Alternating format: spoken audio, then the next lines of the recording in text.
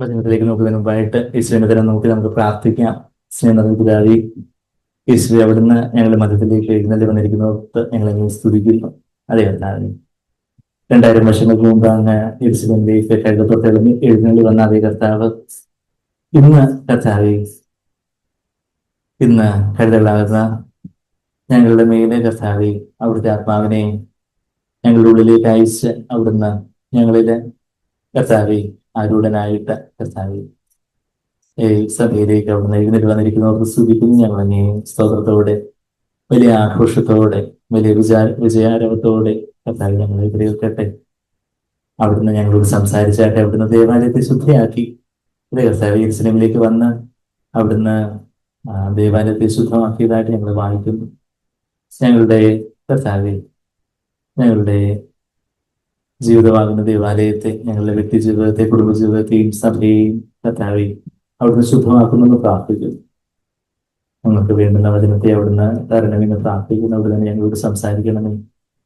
അതെ അതെ കർത്താവെ, ഞങ്ങൾ അങ്ങേലേക്ക് നോക്കുന്നു. അങ്ങനെ ഞങ്ങളോട് സംസാരിക്കണം.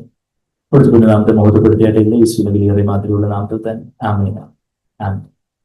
ഇന്ന് ക്രിസ്തീയ ലോകമൊക്കെ ഹോസാന പെരുന്നാൾ ആഘോഷിക്കുന്ന കാര്യം നമുക്കറിയാം. നമ്മളപ്പം ക്രിസ്തീയ ലോകമൊക്കെ ആഘോഷിക്കുമ്പോൾ നമ്മൾ എന്താ ഇവിടെ കുരുത്തോലയായിട്ട്, ഇവിടെ ആരും കുരുത്തോലയൊന്നും പിടിച്ചോണ്ട് നിൽക്കുന്നതൊന്നും കണ്ടില്ലല്ലോ. അതെന്താ എന്നുവെച്ചാല് സാമുദായിക സഭകള് അവര് ഈസ്റ്ററായിട്ടും ദുഃഖവെള്ളിയായിട്ടും ഒക്കെ പറയുന്ന ആ ദിനങ്ങൾ അത്ര എക്സാക്റ്റ് അല്ല. അത് മാത്രമല്ല, ഈസ്റ്റർ എന്നുള്ള വാക്കിനൊക്കെ അത് ജാതീയമായ ദൈവങ്ങളുമായിട്ട്, ദേവതമാരുമായിട്ടും ഒക്കെ ഉള്ള കണക്ഷൻസ് ഒക്കെ ഉള്ളത് കൊണ്ട് ആ ഒരു ആ ഒരു 1 രാജാക്കന്മാർ 11:5, ഞാനിത് കുറിവാക്യമല്ല, ഇത് എല്ലാവരും കൂടി ഇനി വന്ന 1 രാജാക്കന്മാർ 11:5 വായിക്കരുത്. ഇത് ഞാൻ ഈ ഈസ്റ്ററിനെ കുറിച്ച് പറയുന്ന ആ ഒരു ഈസ്റ്റർ എന്നുള്ള ആ വാക്ക് വന്നത് ഒരു 1 രാജാക്കന്മാർ 11:5 ഞാനങ്ങ് പറയുവാണ്. അത് ഇന്നത്തെ മെയിൻ വാക്യമൊന്നും അല്ല, അത് ഞാനൊരു ഇൻട്രൊഡക്ഷൻ ആയിട്ട് അതങ്ങ് പറയുന്നു എന്നുള്ളതേ ഉള്ളൂ. അപ്പം 1 രാജാക്കന്മാർ 11:5 അവിടെ അഷ്ടോറയത്ത് എന്നുള്ളൊരു പദം നമ്മൾ വായിക്കുന്നുണ്ട്. ശലോമോൻ സുദോന്യ ദേവിയായ അസ്തുരയത്തിനെയും അമ്മോന്യരുടെ മിളച്ച വിഗ്രഹമായ മിൽക്കോമിനെയും ചെന്ന് സേവിച്ചു. അപ്പൊ അസ്തുരയത്ത്, അതിൽ നിന്നാണ് ഈസ്റ്റർ എന്നുള്ള വാക്ക് വന്നിട്ടുള്ളത്. അങ്ങനെയുള്ള ജാതീയമായ ഇപ്പൊ ഈസ്റ്റർ മുട്ടകൾ എന്നൊക്കെ പറഞ്ഞ് അടുത്ത ആഴ്ച ഈസ്റ്റർ എന്നുള്ള ദിനം സാമുദായിക ക്രിസ്ത്യാനികൾ, എപ്പിസ്കോപ്പൽ ചർച്ചസ് ഒക്കെ അവര് അത് കൊണ്ടാടുന്നത്. നമ്മൾ അവരാരെയും കല്ലെറിയാനൊന്നും അല്ല, അവരങ്ങനെ അങ്ങ് ആചരിച്ചു പോകുന്നു. എന്നാൽ നമുക്ക് വചനത്തിൽ കുറച്ചുകൂടെ കാര്യങ്ങൾ വ്യക്തത ഉള്ളത് കൊണ്ട് നാം കുറച്ചുകൂടെ വചനത്തോട് ചേർന്ന് നിൽക്കാൻ ആഗ്രഹിക്കുന്നു. അത്രയേ ഉള്ളൂ. നമ്മൾ ആരെയും കല്ലെറിയാനല്ല, നമ്മള് അവരെക്കാട്ടിലും പാപിയാണ്, ഞാനാണ് പാപി പ്രധാനി എന്നാണ് നമ്മൾ പറയേണ്ടത്. അല്ലാതെ നമ്മൾ വേറെ ആരെയും വിധിക്കാൻ വേണ്ടിയല്ല, മറിച്ച് കാര്യങ്ങളൊക്കെ നമ്മളൊന്ന് മനസ്സിലാക്കാനും അറിയാനും ഒക്കെ വേണ്ടി. അപ്പൊ അത് ആ ഒരു ഈസ്റ്റർ മുട്ടകൾ എന്നൊക്കെ പറയുന്ന ആ ഒരു ഫെർട്ടിലിറ്റി ഗോഡസ്, ആ ഒരു ഫെർട്ടിലിറ്റി എന്നുള്ളതിനെന്താ ഫലഭൂയിഷ്ഠ ഒരു മക്കളുണ്ടാകാനൊക്കെ ആയിട്ടൊക്കെ ഉള്ള ഒരു ദേവീ ദേവതമാരുടെയൊക്കെ അങ്ങനെയൊക്കെയുള്ള പല ആചാരങ്ങളിൽ നിന്നൊക്കെ വന്നിട്ടുള്ള പല പാരമ്പര്യങ്ങളും ഒക്കെയുള്ള അതുപോലൊക്കെയുള്ള പല ആചാരങ്ങളും ഒക്കെ ചേർന്നാണ് ഈ ഈസ്റ്റർ എന്നുള്ള ആഘോഷമൊക്കെ പിന്നീട് ക്രിസ്തീയതയിലേക്ക് വന്നിട്ടുള്ളത്. അതിന്റെ ഒരു പേഗൻ ഒറിജിൻ, അല്ലെങ്കിൽ എന്താണ് പറയുന്നത്, പേഗൻ ഒറിജിൻ, ജാതീയമായ ഉത്ഭവം ഒക്കെ അതിനുള്ളത് കൊണ്ടാണ് നമ്മൾ ആ ഒരു രീതിയിൽ ഈസ്റ്റർ എന്നുള്ള വാക്ക്, ഹാപ്പി ഈസ്റ്റർ എന്നൊന്നും നമ്മൾ പറയാതെ, മറിച്ച് നമുക്ക് ആ ദിവസത്തിൽ ഒരു പക്ഷേ നമുക്ക് പുനരുദ്ധാനത്തെ കുറിച്ചുള്ള ഒരു വാക്യമൊക്കെ തീർച്ചയായിട്ടും നമുക്ക് വിശ്വാസികളുടെ ഗ്രൂപ്പിലൊക്കെ നമുക്ക് ഷെയർ ചെയ്യാം. നമുക്ക് ആ ഒരു അവസരമൊക്കെ കർത്താവിനെ കുറിച്ച് പറയാനായിട്ടൊക്കെ എടുക്കാം. പക്ഷേ ജാതീയമായ ഉത്ഭവങ്ങളൊക്കെ ഉള്ളത് കൊണ്ട് നമ്മൾ ആ ഒരു തരത്തിലുള്ള ആചാരങ്ങളിലോട്ടൊന്നും കാര്യങ്ങളിലോട്ടൊന്നും പോകുന്നില്ല എന്നുള്ളത് കൊണ്ടാണ് നമ്മളുടെ സഭകൾ മാത്രമല്ല പല വേർപെട്ട സഭകളൊന്നും ആ തരത്തിലെ ഒരു പാഷൻ വീക്കായിട്ടോ ഹോളി വീക്കായിട്ടോ ഒക്കെ നമ്മളെ സംബന്ധിച്ചുള്ള എല്ലാ വീക്കും ഹോളിയാണ്. This is the day that the lord has made, ഈ ദിവസം കർത്താവ് യഹോവ ഉണ്ടാക്കിയ ദിവസം. അതുകൊണ്ട് നാം ഇതിൽ ആനന്ദിച്ച് ആഘോഷിക്കണം എന്നെവിടെ നമ്മൾ വായിക്കുന്നേ? 118 സങ്കീർത്തനത്തിലെ ആ വാക്യം നമുക്ക് എല്ലാവർക്കും അറിയാമായിരിക്കും അല്ലേ? This is the day that the lord has made എന്ന് പറയുമ്പോൾ പലരുടെയും വിചാരം അതൊരു പാട്ടാണെന്ന്. പക്ഷെ ആ പാട്ട് ഏത് വാക്യത്തിൽ നിന്ന് എടുത്തിട്ടുണ്ടെന്നുള്ള കാര്യം ചിലപ്പം അങ്ങ് മറന്നു പോകാം. 118 സങ്കീർത്തനത്തിന്റെ 24 വാക്യം, ഇത് യഹോവ ഉണ്ടാക്കിയ ദിവസം ഇന്ന് നാം സന്തോഷിച്ച് ആനന്ദിക്കുക. അപ്പം അത് ഏതൊരു ദിവസത്തെ സംബന്ധിച്ചോളം എത്ര പ്രളയം വന്ന ദിവസമായാലും ഇനിയിപ്പോ എന്തെങ്കിലും മരണമോ വലിയ രോഗത്തിന് ഡയഗ്നോസിസോ വലിയൊരു വലിയൊരു സർജറി നടന്ന ദിവസമോ അല്ലെങ്കിൽ അതുപോലെ എന്തെങ്കിലുമൊക്കെ നമുക്ക് വലിയൊരു വീഴ്ച ആത്മീയമായിട്ടോ അല്ലെങ്കിൽ ഭൗതികമായിട്ടോ നമ്മൾ വലിയൊരു വീഴ്ചയോ ഒടുവോ ചതവൊക്കെ നടക്കുന്ന ദിവസവും എന്താ ഇത് യഹോവ ഉണ്ടാക്കിയ ദിവസം. അപ്പൊ അതുകൊണ്ട് നമുക്ക് ഒരു ദിവസം മറ്റൊരു ദിവസത്തെക്കാട്ടില് മുഖ്യമായിട്ട് ചിലർ എണ്ണുന്നു എന്നാൽ ചിലർ അങ്ങനെ ചെയ്യുന്നില്ല. റോമർ 14 അധ്യായത്തിലൊക്കെ നമ്മൾ അതുപോലുള്ള കാര്യങ്ങളൊക്കെ കാണുന്നുണ്ട്. അപ്പൊ എല്ലാ ദിവസവും കർത്താവിനായിട്ട് ഹോളിയാണ്. അപ്പൊ അതുകൊണ്ട് ഒരു പ്രത്യേകമായിട്ടുള്ള ഒരു ഹോളി വീക്ക്, പാഷൻ വീക്ക്, അങ്ങനെയുള്ള പല ചട്ടക്കൂടുകളൊക്കെ അതൊക്കെ അതിന് ജാതീയമായ ചില ഉത്ഭവങ്ങളൊക്കെ ഉള്ളത് കൊണ്ടാണ് നമ്മുടെ സഭയായിട്ട് അങ്ങനെയുള്ള കാര്യങ്ങളിലോട്ടൊന്നും പോകാതെ എന്നാൽ അതിനോടൊപ്പം തന്നെ അതിന്റെ ഒരു ആത്മീയ യാഥാർത്ഥ്യത്തിന് ആഴങ്ങളിലേക്ക് ഞങ്ങള് ഇതൊന്നും കർത്താവ് കുരുത്തോലയൊന്നും ഞങ്ങൾ കൊണ്ടുവരുന്നില്ല, ഞങ്ങള് ഫസനെ ആഘോഷിക്കുന്നില്ല, പെസഹ ആഘോഷിക്കുന്നില്ല എന്നൊക്കെ പറഞ്ഞ് നമ്മളങ്ങ് വേറൊരു എക്സ്ട്രീമിലോട്ട് ചെന്ന് എന്നാൽ ഇതിന്റെയൊക്കെ യാഥാർത്ഥ്യം കാര്യങ്ങളൊക്കെ കുറച്ചുകൂടെ ആഴത്തിൽ നമ്മൾ മനസ്സിലാക്കാതെ പോകാനും ചാൻസ് ഉണ്ട്. ഞങ്ങള് ആചാരങ്ങൾ ഇതൊന്നും ഇല്ല എന്നൊക്കെ പറഞ്ഞ് നമ്മള് അതുമില്ല ഇതുമില്ല ഒരു യാഥാർത്ഥ്യത്തിലേക്ക് വരാതെ ഇരിക്കാനുള്ളൊരു സാധ്യതയുണ്ട്. പക്ഷെ എന്നാൽ യഥാർത്ഥത്തിൽ അപ്പം കർത്താവ് കഴുതപ്പുറത്ത് യെരുശലേമിലേക്ക് കയറി വന്നു തീർച്ചയായിട്ടും. അപ്പൊ എന്നാൽ അത് നമ്മുടെ വചനപ്രകാരം നമ്മൾ നോക്കുമ്പോൾ അത് നിസാൻ മാസം, അതായത് അബീബ് മാസം അല്ലെങ്കിൽ നിസാൻ മാസം എന്നാണ് യഹൂദന്മാരുടെ കലണ്ടറിലെ, ജൂയിഷ് കലണ്ടറിലെ ആദ്യത്തെ മാസത്തിന്റെ പേരെന്താ? അബീബ് അല്ലെങ്കിൽ നിസാൻ. അബീബെന്നും നിസാൻ എന്നൊക്കെ പറയും. അപ്പൊ അങ്ങനെ ഒരു പേര്. അപ്പൊ നമ്മുടെ കലണ്ടറിന്റെ പേരെന്താ? ഗ്രിഗോറിയൻ കലണ്ടർ എന്നാണ് നമ്മളുടെ കലണ്ടറിന്റെ പേര്. അപ്പൊ ആ ഗ്രിഗോറിയൻ കലണ്ടറിലെ ആദ്യത്തെ മാസമാണ് ജനുവരി. എന്നാൽ ജനുവരിയിലെ മാർച്ച് ഏപ്രിൽ മാസത്തോടടുത്ത് വരുമ്പോൾ, മാർച്ച് ഏപ്രിൽ മധ്യമാവുമ്പോഴാണ് ഈ ജൂയിഷ് കലണ്ടർ, യഹൂദന്മാരുടെ കലണ്ടർ ആരാ തുടങ്ങിയത്? അത് നമ്മൾ പുറപ്പാട് 12 അധ്യായത്തിൽ ദൈവം തന്നെ തുടങ്ങിയത്. ദൈവം ഒരു ദിവസമൊക്കെ മോശയോട് പറയുക ഇന്നാണ് ആണ്ടിന്റെ ആരംഭം. ദൈവത്തിന് അങ്ങനെ പറയുന്നത്. നമ്മളൊരു ദിവസം ഇന്നാണ് ആണ്ടിന്റെ ആരംഭം എന്ന് പറഞ്ഞാൽ ആരും മൈൻഡ് ചെയ്യത്തില്ല. ദൈവം പറഞ്ഞത് കൊണ്ട് അത് ദൈവത്തിന് അത് പറയാനുള്ള അവകാശമുള്ളൂ. അപ്പൊ അതുകൊണ്ട് ദൈവം പറഞ്ഞതുകൊണ്ട് അത് ആണ്ടിന്റെ ആരംഭമാണ്. അങ്ങനെയാണ് അത് നിസാൻ മാസമായത്. അപ്പൊ നമ്മളുടെ ഗ്രിഗോറിയൻ കലണ്ടറിൽ അതൊരു മാർച്ച് ഏപ്രിൽ. ഇപ്പൊ നമ്മളിപ്പം മാർച്ച് 29 ആണല്ലോ. അപ്പം കർത്താവ് ഒരു പെസഹ കുഞ്ഞാടായിട്ട് പെസഹ ദിനത്തിൽ ക്രൂശിക്കപ്പെട്ടു എന്നാണ് നമ്മൾ വചനത്തിൽ നിന്നും ചരിത്രത്തിൽ നിന്നും ഒക്കെ നമ്മൾ മനസ്സിലാക്കുന്നത്. അപ്പോൾ ആ പെസഹ ദിനം എന്ന് പറയുന്നത് നിസാൻ മാസം 14-ാം തീയതി ആയിരുന്നു. ആ ആണ്ടിന്റെ ആരംഭത്തിൽ നിന്ന് 14-ാമത്തെ ദിവസമാണ് പെസഹ കുഞ്ഞാടിനെ അറുത്ത് അവര് ഈജിപ്തിൽ നിന്ന്, മിസ്രൈമിൽ അവര് ആരായിരുന്നു? മിസ്രൈമില് അടിമകളായിരുന്നു. അവര് അടിമപ്പണി ചെയ്യുന്ന അവസ്ഥയിലായിരുന്നു. ഇന്ന് നമ്മൾ നോക്കിയ യഹൂദന്മാരെന്ന് പറഞ്ഞാൽ അവര് ഈ കഴിഞ്ഞ ദിവസം ഒരു മുസ്ലിം ആയിട്ടുള്ള ഒരു ക്ലയന്റിന്റെ ഫ്രണ്ട് തന്നെ ഇടയ്ക്ക് ഇങ്ങനെ സംസാരിക്കുകയാണ്. പുള്ളിനെ സമ്മതിക്കുകയാണ്, യഹൂദന്മാരുടെ ബുദ്ധി അത് ആർക്കും ചില എബ്രഹാമിന്റെ സന്തതികളുടെ അവരുടെ യഹൂദന്മാരുടെ ബുദ്ധി അവർക്ക് ഇത്രയും ഇട്ടാവട്ടമുള്ള ഒരു ദേശമാണ്. പക്ഷെ ഈ ലോകത്തെ എല്ലാം ഇങ്ങനെ നടുക്കിക്കൊണ്ടിരിക്കുകയാണ്. അപ്പൊ നമ്മള് വചനപ്രകാരം നമുക്കിപ്പം അവർ ചെയ്യുന്ന എല്ലാ കാര്യങ്ങളും നമുക്ക് യോജിക്കാനൊന്നും പറ്റില്ല. നമ്മൾ പക്ഷേ രാഷ്ട്രീയമായിട്ടുള്ള പല കാര്യങ്ങളും അങ്ങനെയുള്ള കാര്യങ്ങളിലോട്ട് നമ്മൾ പോകുന്നില്ല. എന്ന് നമുക്ക് ഇത്രയേ ഉള്ളൂ. വചനപ്രകാരമുള്ള വചനത്തിന്റെ പല ഫുൾഫിൽമെന്റ്, പല നിവൃത്തി നടക്കുന്നു. ഇപ്പം ആളുകൾ മരിക്കുന്നതിലൊന്നും നമുക്ക് സന്തോഷം ഉണ്ടായിട്ടല്ല, മറിച്ച് അന്ത്യകാലം അടുക്കുമ്പോൾ യുദ്ധശ്രുതികളും ഉണ്ടാവും. ഇസ്രയേല് തളർത്ത് വരുന്നത് കാണുമ്പോൾ മനുഷ്യപുത്രന്റെ വരവ് ഏറ്റവും അടുത്തു. ഇസ്രയേൽ അല്ലെങ്കിൽ അതിവൃക്ഷം തളർത്ത് വരുന്നത് കാണുമ്പോൾ മനുഷ്യപുത്രന്റെ വരവ് ഏറ്റവും അടുത്തു. അങ്ങനെ ആ വചനത്തിന്റെ ഫുൾഫിൽമെന്റ്, പൂർത്തീകരണം നടക്കുന്നു എന്നുള്ളതിലാണ് നമ്മുടെ സന്തോഷം. അല്ലാതെ ആരെങ്കിലും മരിക്കുന്നതിലോ അല്ലെങ്കിൽ ആരെങ്കിലും യുദ്ധം ചെയ്യുന്നതിലോ മിസൈൽ ഇടുന്നതിലോ എന്ന് പറഞ്ഞാൽ നമുക്ക് അതിൽ തന്നെ നമുക്ക് സന്തോഷമില്ല. എന്നാൽ കർത്താവിന്റെ വചനമൊക്കെ എത്ര കൃത്യമായിട്ടാണ്. ഇപ്പം അവിശ്വാസികളായിട്ടുള്ള എന്റെ അച്ഛനും അമ്മയൊക്കെ തന്നെ ഈ ബൈബിളൊക്കെ ഇപ്പം ഞങ്ങളുടെ ഫാമിലി ബൈബിൾസിലേക്ക് അറിയുമ്പോൾ ഇസ്രായേൽ എന്ന് പറയുമ്പോൾ എല്ലാവർക്കും അറിയാം.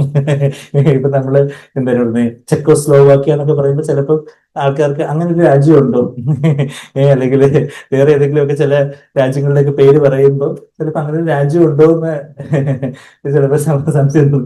ഇസ്രായേൽ എന്ന് പറയുമ്പോൾ അയ്യോ അങ്ങനെ ഒരു രാജ്യമുണ്ട്, എല്ലാ ദിവസവും പത്രം എടുത്ത് നോക്കിയാൽ മതി, എപ്പോ നോക്കിയാലും ഇസ്രായേൽ എന്നൊരു രാജ്യമുണ്ട് എന്നുള്ള കാര്യം വെച്ചാൽ അതൊരു ചരിത്ര യാഥാർത്ഥ്യമാണ്. ഒരു പാരമ്പര്യ ക്രിസ്ത്യാനിയായിരുന്ന ഒരു സഹോദരനെ വിശ്വാസത്തിലേക്ക് വന്നതിന്റെ ഒരു പുള്ളിയുടെ ആത്മകഥ പറയുമ്പോൾ പുള്ളി പണ്ടിങ്ങനെ പറഞ്ഞ എനിക്ക് ഓർമ്മയുണ്ട്. അതായത് പുള്ളി ഇങ്ങനെ പാരമ്പര്യ ക്രിസ്ത്യാനിയായിട്ട് ബൈബിളൊന്നും അധികം നോക്കത്തൊന്നും ഇല്ലായിരുന്നു.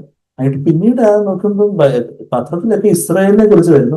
ബൈബിളിൽ ഇത് തന്നെയല്ലേ പറയുന്നത് ഇസ്രായേലിനെ കുറിച്ച്. അപ്പൊ ഇതൊക്കെ എന്തോ ചരിത്രമായിട്ട് എന്തോ കാര്യങ്ങളൊക്കെ എന്തോ എവിടെയോ നടന്നിട്ടുള്ള കാര്യമാണ് കത്തി പുള്ളി പിന്നെ കൂടുതൽ വചനമൊക്കെ വായിക്കാനും പോകും. അപ്പൊ ഈ ഇസ്രായേൽ രാഷ്ട്രമോ ദൈവത്തിന്റെ അങ്ങനെ പുള്ളി ആ ഒരു വചനത്തിലൂടെ ഒരു ആഭിമുഖ്യമൊക്കെ വന്ന് അങ്ങനെ പുള്ളി രക്ഷയിലേക്ക് വന്ന ഒരു കാര്യമൊക്കെ പണ്ട് പറയാനിടയായിട്ടുണ്ട്. അപ്പൊ ഞാൻ പറഞ്ഞ വെച്ചാൽ ഇസ്രായേൽ ഒരു കാലത്തിലെ ഘടികാരമായിട്ടൊക്കെ ദൈവം ഒരു ക്ലോക്ക് എന്ന വേണം കാലഘട്ടത്തിന്റെ ഘടികാരമായിട്ട് അവസാന കാലത്തിന്റെ സൂചനകളെയൊക്കെ നമ്മൾ ഇസ്രായേലിലേക്ക് നോക്കി യെരുശലേം ഇപ്പൊ കഴിഞ്ഞ ദിവസം തന്നെ സാക്ബറിന്റെ ഒരു മെസ്സേജിൽ ഗൾഫിലുള്ള ആ ഒരു സൗകര്യങ്ങളുള്ള മെസ്സേജിൽ വേറെ പറയുന്നുണ്ടായിരുന്നു when Jerusalem is surrounded by the armies know that the end is near. യെരുശലേം യുനോ ആർമീസ് സൈന്യങ്ങളാൽ വളയപ്പെട്ടിരിക്കുമ്പോൾ അവസാന കാലം ഏറ്റവും അടുത്തു കർത്താവ് നിങ്ങൾ അറിഞ്ഞുകൊള്ളുവിന്ന് കർത്താവ് പറഞ്ഞ കാര്യങ്ങളാണ്. ഇപ്പൊ നമ്മൾ നോക്കുമ്പോൾ യെരുശലേമിന് ആർമീസേ ഉള്ളൂ, അതിങ്ങനെ വളഞ്ഞുകൊണ്ടിരിക്കുകയാണ്.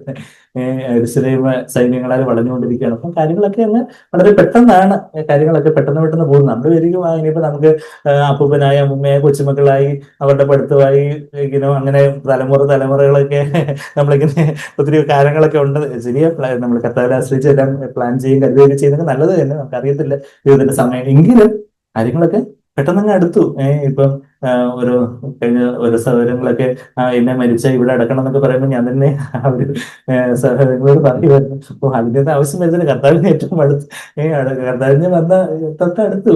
ഇനിയിപ്പോ അധികം ഒന്നും നമുക്ക് ശരിയാണ് സെമിത്തേരിയുടെ പെർമിഷൻ കാര്യങ്ങളൊക്കെ കിട്ടുന്നത് നല്ലത് തന്നെ, അതൊക്കെ നല്ലത് സന്തോഷമുള്ള കാര്യം തന്നെ. പക്ഷെ എങ്കിലും നമ്മുടെ പ്രത്യാശ എന്താ? സെമിത്തേരിയാണ് നമ്മുടെ പ്രത്യാശ. കർത്താവിന് വന്ന് കർത്താവിന്റെ കൂടെ നമ്മള് 1000 വർഷക്കാരും യുഗങ്ങളും ഒക്കെ വാഴണം എന്നുള്ളതാണ് നമ്മുടെ പ്രത്യാശ. അപ്പം ഞാൻ പറഞ്ഞു വരുന്നത് വെച്ചാൽ എന്താ, ഈ ചരിത്രപരമായിട്ട് പറയുമ്പോൾ പെസഹ കുഞ്ഞാടായിട്ട് കർത്താവിനെ പെസഹ കുഞ്ഞാട് എന്ന് എവിടെ വിളിച്ചിരിക്കുന്നേ? നമ്മൾ 1 കൊരിന്ത്യർ 5-ാം അധ്യായത്തിലേക്ക് ഒന്ന് പോകുമ്പോ ഞാന് 1 കൊരിന്ത്യർ 5-ാം അധ്യായത്തിലേക്ക് വരുമ്പോ അവിടെ അതിന്റെ 7-ാമത്തെ വാക്യത്തിന്റെ അവസാനം നമ്മുടെ പെസഹ കുഞ്ഞാട് അറുക്കപ്പെട്ടിരിക്കുന്നു, ക്രിസ്തു തന്നെ. For Christ our Passover also has been sacrificed. Christ കർത്താവാണ് നമ്മളുടെ പെസഹ. ഈ പെസഹ എന്നുള്ള വാക്കൊക്കെ എവിടെ നിന്ന് വന്നു? ഇതാരും ഇൻവെന്റ് ചെയ്ത് നമുക്ക് മലയാളത്തിൽ എന്തെങ്കിലും ഉള്ളൊരു വാക്കങ്ങളോ അല്ലെങ്കിൽ എന്തോന്ന് മനസ്സിലായിരുന്നു. ഈ പെസഹ എന്ന് വെച്ചാൽ എന്താ? ഈ പെസഹ എന്ന് വെച്ചാൽ ഇംഗ്ലീഷിൽ പാസ് ഓവർ എന്നാ അവർ പറയുന്നത്. പാസ് ഓവർ എന്ന് പറഞ്ഞാൽ എന്തെങ്കിലും കടന്നു പോകുന്നു അല്ലേ, ഇങ്ങനെ കടന്നു പോകുന്നതിന് പറയുന്നത്. അപ്പം അതിന്റെ എബ്രായ ഭാഷയിൽ പെസാഖ് എന്ന് പറഞ്ഞൊരു പദമാണ്. ആ പെസാഖ് എന്നുള്ള വാക്ക് എബ്രായ ഭാഷയിലാണ് ആദ്യം പഴയ നിയമം എഴുതപ്പെട്ടത്. എബ്രായ ഭാഷയിൽ പെസാഖ് എന്നുള്ള വാക്കിന് കടന്നു പോവുക എന്നാണ് അർത്ഥം. അപ്പൊ അതിൽ നിന്നാണ് ഇംഗ്ലീഷിൽ അത് പാസ് ഓവർ, സിമിലർ ആയിട്ടുള്ള വേർഡ് ഇംഗ്ലീഷിൽ കിട്ടി. അപ്പൊ പാസ് ഓവർ നമ്മൾ പറയുന്നു. അപ്പൊ ആ പെസാഖ് എന്നുള്ള വാക്കിൽ നിന്നാണ് നമ്മൾ പെസഹ എന്നുള്ള വാക്ക് വരുന്നത്. അപ്പൊ അത് കടന്നു പോകുന്നത് എന്താ? അവിടെ നമ്മൾ പുറപ്പാട് പുസ്തകം 12-ാം അധ്യായം വായിച്ചാൽ അവിടെ സംഹാരദൂതൻ കടന്നു പോകുന്നു.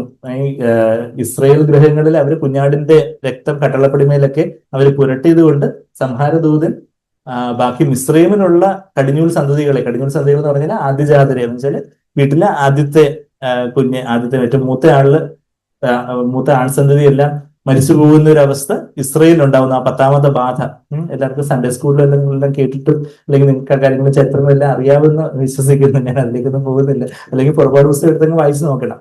അപ്പം ആ 10-ാമത്തെ ബാധ ദൈവം അയക്കുമ്പോൾ അവിടെ ഇസ്രയേലിൽ നിന്ന് അവരെ രക്ഷിക്കാനായിട്ട് ദൈവം 10-ാമത്തെ ബാധ അയക്കുമ്പോൾ 10-ാമത്തെ ബാധയായിരുന്നു ഈ കടിഞ്ഞൂലായിട്ടുള്ള ആൺസന്തതികളൊക്കെ. കടിഞ്ഞൂൽ എന്ന് പറഞ്ഞാൽ ആദ്യത്തെ ആൺസന്തതികളൊക്കെ ഈ മിസ്രൈം കുടുംബങ്ങളിലൊക്കെ മരിച്ചു വീഴുകയാണ്. അപ്പൊ എന്നാൽ ഇസ്രായേൽ മക്കളോട് ദൈവം പറഞ്ഞത് എന്താ? കുഞ്ഞാടിന്റെ ഈ പെസഹ കുഞ്ഞാടിനെ അറുത്ത് അതിന്റെ രക്തം, ആ പെസഹ കുഞ്ഞാട് കർത്താവ് തന്നെയാണ്, കർത്താവിന്റെ രക്തത്താൽ നമ്മൾ കഴുകപ്പെടുന്നത് കൊണ്ടാണ്, രക്തത്തിന്റെ മറവിലാണ് നമുക്ക് രക്ഷയുള്ളത്.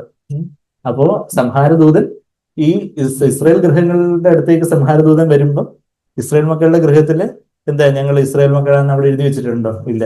അവര് രക്തം പുരട്ടി കട്ടളപ്പടിമേലെല്ലാം കുറുമ്പടിമേലും കട്ടളപ്പടിമേലും എല്ലാം രക്തം പുരട്ടിയതായിട്ട് നമ്മളോട് കാണുന്നത്. അപ്പൊ രക്തം കണ്ട്, അപ്പൊ അതായത് ക്രിസ്തുവിന്റെ രക്തം കണ്ട് ദൈവത്തിന്റെ ന്യായവിധി നമ്മളെ ഒഴിഞ്ഞു പോകുന്നൊരു കാര്യം. അതാ സംഹാരദൂതൻ എന്നെ കടന്നുപോയി എന്നൊക്കെ നമ്മള് കുഞ്ഞാടിന്റെ വിലയേറിയ രക്തം എന്നൊക്കെ പറഞ്ഞ് നമ്മൾ ഫറവോന്റെ അടിമയല്ല ഞാൻ എന്നൊക്കെ പറഞ്ഞ് നമ്മൾ ആ പാട്ടിലൊക്കെ പാടുന്നുണ്ടല്ലോ. അപ്പൊ അവരും കടന്നു പോവുക, അതാ സ്പ്രിങ് ഓവർ അല്ലെങ്കിൽ പാസ് ഓവർ എന്നുള്ള ഒരു വാക്ക്, അങ്ങനെ പെസാഖ് എന്നുള്ള വാക്കൊക്കെ വന്നപ്പോൾ ഞാൻ പറഞ്ഞു വെച്ചാൽ ഇതെല്ലാം ചരിത്ര യാഥാർത്ഥ്യങ്ങളാവുമ്പോൾ തന്നെ ആ തീയതികളിലുള്ള വ്യത്യാസവും ജാതീയമായ ഉത്ഭവത്തിന്റെ ചില കാര്യങ്ങളൊക്കെ ഉള്ളതുകൊണ്ട് നമ്മൾ ആ ഒരു രീതിയിൽ ഈ കാര്യങ്ങളൊന്നും കൊണ്ടാടാതെ എന്നാൽ ഇതിന്റെ ചരിത്ര യാഥാർത്ഥ്യങ്ങളും കാര്യങ്ങളും ഒക്കെ നമ്മൾ മനസ്സിലാക്കിയിരിക്കുന്നത് നമ്മളുടെ വിശ്വാസത്തെ ഒത്തിരി ഉത്സാഹിപ്പിക്കാൻ നല്ല ഒരു കാര്യമാണ്. വെച്ചാൽ ഇപ്പൊ ഈ നിസ്സാൻ മാസം 14 തീയതിയാണ് കർത്താവ് ഒരു പെസഹ കുഞ്ഞാടായിട്ട് ക്രൂശിക്കപ്പെട്ടത് എന്നുണ്ടെങ്കിൽ കർത്താവ് ഈ യെരുസലേമിലേക്ക് വരുന്നത് എത്രാം തീയതിയാണ്? നിസ്സാൻ മാസം 10 തീയതിയാണ്. നിസ്സാൻ മാസം 10 തീയതി എന്ന് പറയുമ്പോൾ 2026 നിസ്സാൻ മാസം 10 തീയതി ഗൂഗിളിൽ സെർച്ച് ചെയ്ത് അവർ പറയും ഇന്നലെ ആയിരുന്നു. അത് ഇന്ന് ശരിക്കും ഹോസാന ഞായറാഴ്ച സാമുദായിക സഭകളിൽ പാരമ്പര്യ സഭകൾ ആചരിക്കുന്നത്. പക്ഷെ യഥാർത്ഥത്തില് നമ്മൾ കുറച്ചുകൂടെ ഒന്ന് കൃത്യമായിട്ട് പറഞ്ഞാൽ ഇന്നലെ ആയിരുന്നു. അതായത് മാർച്ച് 28 തീയതി. ഇന്നിപ്പോ മാർച്ച് 29 ആയിപ്പോയി. മാർച്ച് 28 തീയതി. പക്ഷെ ഞായറാഴ്ച വരാൻ വേണ്ടിയാണ് ഈ പാരമ്പര്യ സഭകൾ അവര് ഈ ഹോസാന ഞായറാഴ്ച ആവാൻ വേണ്ടിയാണ് അവർ അങ്ങനെ ആ ഒരു രീതിയിൽ കാൽക്കുലേറ്റ് ചെയ്ത് അങ്ങനെ അവര് ഈസ്റ്റർ എന്നുള്ള ഈസ്റ്റർ എന്നുള്ളത് തന്നെ ഞായറാഴ്ച ആക്കാൻ വേണ്ടി കലണ്ടറിൽ അവര് first Sunday after the full moon that occurs on or after the spring equinox, അതാണ് ആ ഒരു സ്പ്രിംഗ് ഇക്വിനോക്സ്. അതായത്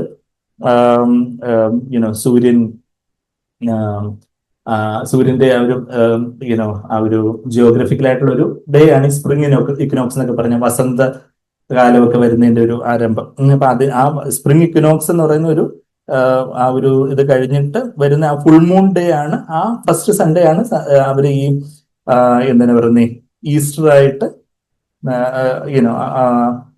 ആ ഫസ്റ്റ് സൺഡേ ആണ് അവർ ഈസ്റ്റർ ആയിട്ടൊക്കെ കലണ്ടറിലൊക്കെ കാൽക്കുലേറ്റ് ചെയ്ത് വെക്കുന്നത്. അപ്പം ഞാൻ പറഞ്ഞതെന്ന് വെച്ചാൽ ഇന്ന് നമ്മൾ നിസ്സാൻ മാസം 17 തീയതിയാണ് അപ്പം ഈസ്റ്റർ വരേണ്ടത്. കർത്താവ് ഉയർത്തെഴുന്നേറ്റത് നിസ്സാൻ മാസം 14 തീയതി കർത്താവ് ക്രൂശിക്കപ്പെട്ടിട്ട് 3-ാം ദിവസം 17 തീയതി ഉയർത്തെഴുന്നേറ്റ് എന്ന് പറയുമ്പോൾ ശരിക്കും അത് ഈ വർഷത്തെ ഇത് പറയുവാണെങ്കിൽ ഏപ്രിൽ 4 തീയതിയാണ്. പക്ഷെ നമുക്ക് കലണ്ടറിൽ ഇന്ന് ഏപ്രിൽ 5 തീയതി ഞായറാഴ്ചയായിട്ട് ഈസ്റ്റർ സൺഡേ ആയിട്ട് വരുന്നത്. ഞാൻ ഈ പറഞ്ഞു വരുന്നത് വെച്ചാൽ ഇതൊക്കെ ചരിത്രപരമായിട്ടുള്ള ചില യാഥാർത്ഥ്യങ്ങളുണ്ട്. എന്നാൽ ഡേറ്റ്സ് അത്ര അങ്ങ് കോറിലേറ്റ് ചെയ്ത് വരുന്നില്ല എന്നുള്ളൊരു കാര്യം ഞാൻ പറഞ്ഞു വരും. അപ്പൊ ഞാൻ പറഞ്ഞു വരുന്നത് എന്താ, ഇന്ന് ഹൊസാന ഞായറാഴ്ചയായിട്ട് ക്രിസ്തീയ ലോകം സാമുദായിക സഭകളൊക്കെ ആചരിക്കുമ്പോൾ യഥാർത്ഥത്തില് നിസ്സാൻ മാസം 10 തീയതി എന്ന് പറയുമ്പം അത് ഇന്നലെ മാർച്ച് 28 ഈ വർഷം എന്ന് പറയാം. അപ്പൊ നമ്മുടെ ജീവിതത്തില് ഈ ഹൊസാന ഞായറാഴ്ച കുറിച്ച് ഈ ഓശാന ഞായറാഴ്ച അല്ലെങ്കിൽ ഹൊസാന ഞായറാഴ്ച ഇത് എങ്ങനെ പ്രൊണൗൺസ് ചെയ്യുന്നതെന്ന് തന്നെ ആൾക്കാർക്ക് ഇത് ഹൊസാനയാണോ ഓശാനയാണോ എന്ന് ചോദിച്ചാൽ ശരിക്കും എബ്രായ ഭാഷയിൽ ഓശാന എന്നാണ്. മലയാളത്തിലും ശരിക്കും പറഞ്ഞാൽ എബ്രായ ഭാഷയോട് ചേർന്ന് വരുന്ന രീതിയിൽ. പക്ഷെ ഇംഗ്ലീഷുകാർക്ക് ഒരു ഗുണമുണ്ടല്ലോ, അവരെല്ലാം ഒന്ന് കുറച്ചൊന്ന് ഒന്ന് അവർക്ക് പ്രൊണൗൺസ് ചെയ്യാൻ എളുപ്പത്തിലാക്കുക. അപ്പൊ അവരൊക്കെ ഹൊസാനയാക്കിയതാണ്. അപ്പൊ ഇംഗ്ലീഷിൽ ഹൊസാന എന്നാണ് നമ്മൾ പറയുന്നത്. മലയാളത്തിലാണെങ്കിലും എബ്രായ ഭാഷയിലൊക്കെ ഓശാന. ഒസാന എന്നുള്ള വാക്കിന്റെ അർത്ഥം എന്താ? നമുക്കിപ്പോ ഒരു കുറിവാക്ക് ഞാൻ പറഞ്ഞില്ലല്ലോ. അപ്പൊ അതുകൊണ്ട് ഇനിയിപ്പോ ആൾക്കാർ വിഷമിക്കണ്ട. മത്തായി 21 അധ്യായത്തിലേക്ക് നമുക്ക് വരാം. മത്തായി 21 അധ്യായത്തിലാണ് ഈ ചരിത്ര സംഭവം നമ്മൾ വായിക്കുന്നത്. എന്താ? കർത്താവ് ഈ യെരുസലേമിലേക്കുള്ള കർത്താവിന്റെ വിജയപ്രവേശനം, the triumphal entry into ജെറുസലേമിനെ കുറിച്ച് നമ്മൾ മത്തായി 21 അധ്യായത്തിലാണ് വായിക്കുന്നത്. അപ്പം അവിടെ ഹൊസാന എന്നുള്ള വാക്ക് ബൈബിളിൽ ഉണ്ടോ? ഉണ്ട്. എവിടാ? നമ്മള് ആ ഒരു നമ്മൾ അതിന്റെ 9-ാമത്തെ വാക്യം വായിക്കുവാണെങ്കിൽ എന്താ നമ്മൾ വായിക്കുന്നത്? മുന്നും പിന്നും നടന്ന പുരുഷാരം ദാവീദ് പുത്രന് ഹോസന്ന. സത്യവേദ പുസ്തകത്തിലെ ഹോസന്ന എന്ന് എഴുതിയിരിക്കുന്നത് ഇംഗ്ലീഷിൽ ഹൊസാന എന്നാൽ മലയാളത്തിലെ പലയിടത്തും ഓശാന എന്ന് പറയുന്നത് നമ്മൾ കാണുന്നുണ്ട്. യഥാർത്ഥത്തിൽ ആ ഒരു എബ്രായ പദം എന്ന് പറയുന്നത് ഒരു ഓസന്ന എന്ന് പറഞ്ഞൊരു പദമാണ്. ഓസന്ന എന്ന് പറഞ്ഞൊരു ഗ്രീക്ക് പദം. അത് 2 എബ്രായ പദത്തിൽ നിന്നുണ്ടായിട്ടുള്ള ഒരു ട്രാൻസ്ലിറ്ററേഷൻ ആണെന്നൊക്കെയാണ് പറയുന്നത്. യാശ എന്ന് പറഞ്ഞാൽ ടു സേവ്, ഡെലിവർ, രക്ഷിക്കുക. Cause or bring about salvation, രക്ഷിക്കുക. അന്ന എന്ന് പറഞ്ഞാൽ, അന്ന ഇപ്പൊ ഓൺലൈനായിട്ടേ ഉള്ളൂ എങ്കിൽ അന്ന എന്ന് പറഞ്ഞാൽ പ്ലീസ്, ഐ ബിസീച്ച്, ദയവ് ചെയ്ത് രക്ഷിക്കുക എന്നാണ്. അതായത് save as V pray, please save as എന്നുള്ളൊരു പദമാണ്. അത് ഈ ഹൊസാന എന്നുള്ള പദം നമ്മളിപ്പോ എവിടെ കണ്ടു? നമ്മൾ അത് മത്തായി 21:9 ഹൊസാന എന്ന് അവര് ആർത്ത് വിളിച്ചതായിട്ട്, കുഞ്ഞുങ്ങളും പുരുഷാരും എല്ലാം ആർത്ത് വിളിച്ചതായിട്ട് നമ്മൾ അവിടെ കാണുന്നു.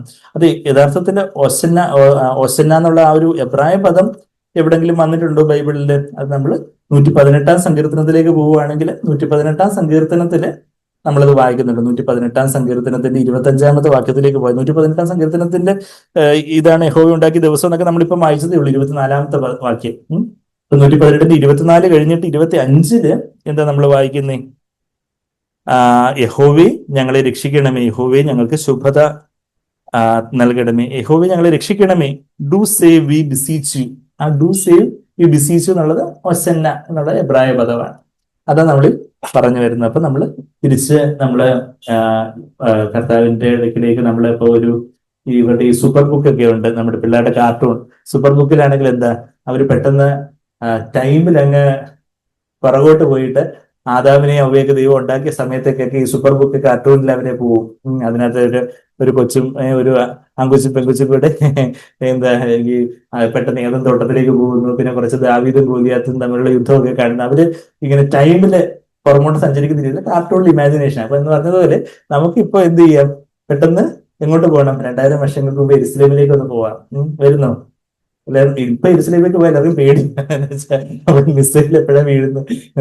എന്താ നമുക്ക് വിശ്വാസത്തില് നമ്മളെ ആ ഒരു സങ്കല്പത്തിൽ നമുക്ക് എരുസലേമിലേക്ക് പോകാം. എരുസലേമിലേക്ക് പോകുമ്പോൾ അവിടെ കർത്താവ് AD 30-ലാണ്, 33-ലാണ്, 29-ലാണ് കർത്താവ് ക്രൂശിക്കപ്പെട്ടെന്നുള്ള ആ ഒരു ചരിത്രകാരന്മാർക്ക് തന്നെ പല അഭിപ്രായങ്ങളുണ്ട്. 29-ൽ കർത്താവ് ക്രൂശിക്കപ്പെട്ടതായിട്ടും 30-ൽ ക്രൂശിക്കപ്പെട്ടതായിട്ടും 33-ൽ ക്രൂശിക്കപ്പെട്ടതായിട്ടും ഒക്കെ പല അഭിപ്രായങ്ങളുണ്ട്. എങ്കിലും കൂടുതൽ ചരിത്രകാരന്മാരൊക്കെ 30-ൽ ക്രൂശിക്കപ്പെട്ടു, കർത്താവ് AD 30-ലാണ് ക്രൂശിക്കപ്പെട്ടത് എന്നുള്ള രീതിയിലേക്കാണ് നമ്മൾ മനസ്സിലാക്കുന്നത്.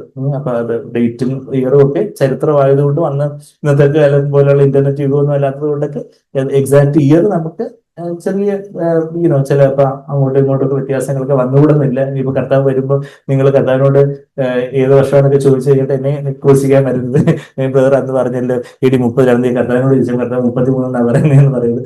അങ്ങനെ ഇങ്ങനെയൊക്കെ അത് ചില അന്നത്തെ ആ ഒരു ചരിത്ര രേഖകളിൽ നിന്ന് നമ്മൾ കാര്യങ്ങൾ മനസ്സിലാക്കുന്ന ഒരു കാര്യമാണ്. ഇപ്പൊ AD 30, AD 30 അറൗണ്ട് ആയിട്ടുള്ള ടൈം. അപ്പൊ ആ AD 30-ലേക്ക് നമ്മള് AD എത്രാമത്തെ വർഷമാണ്?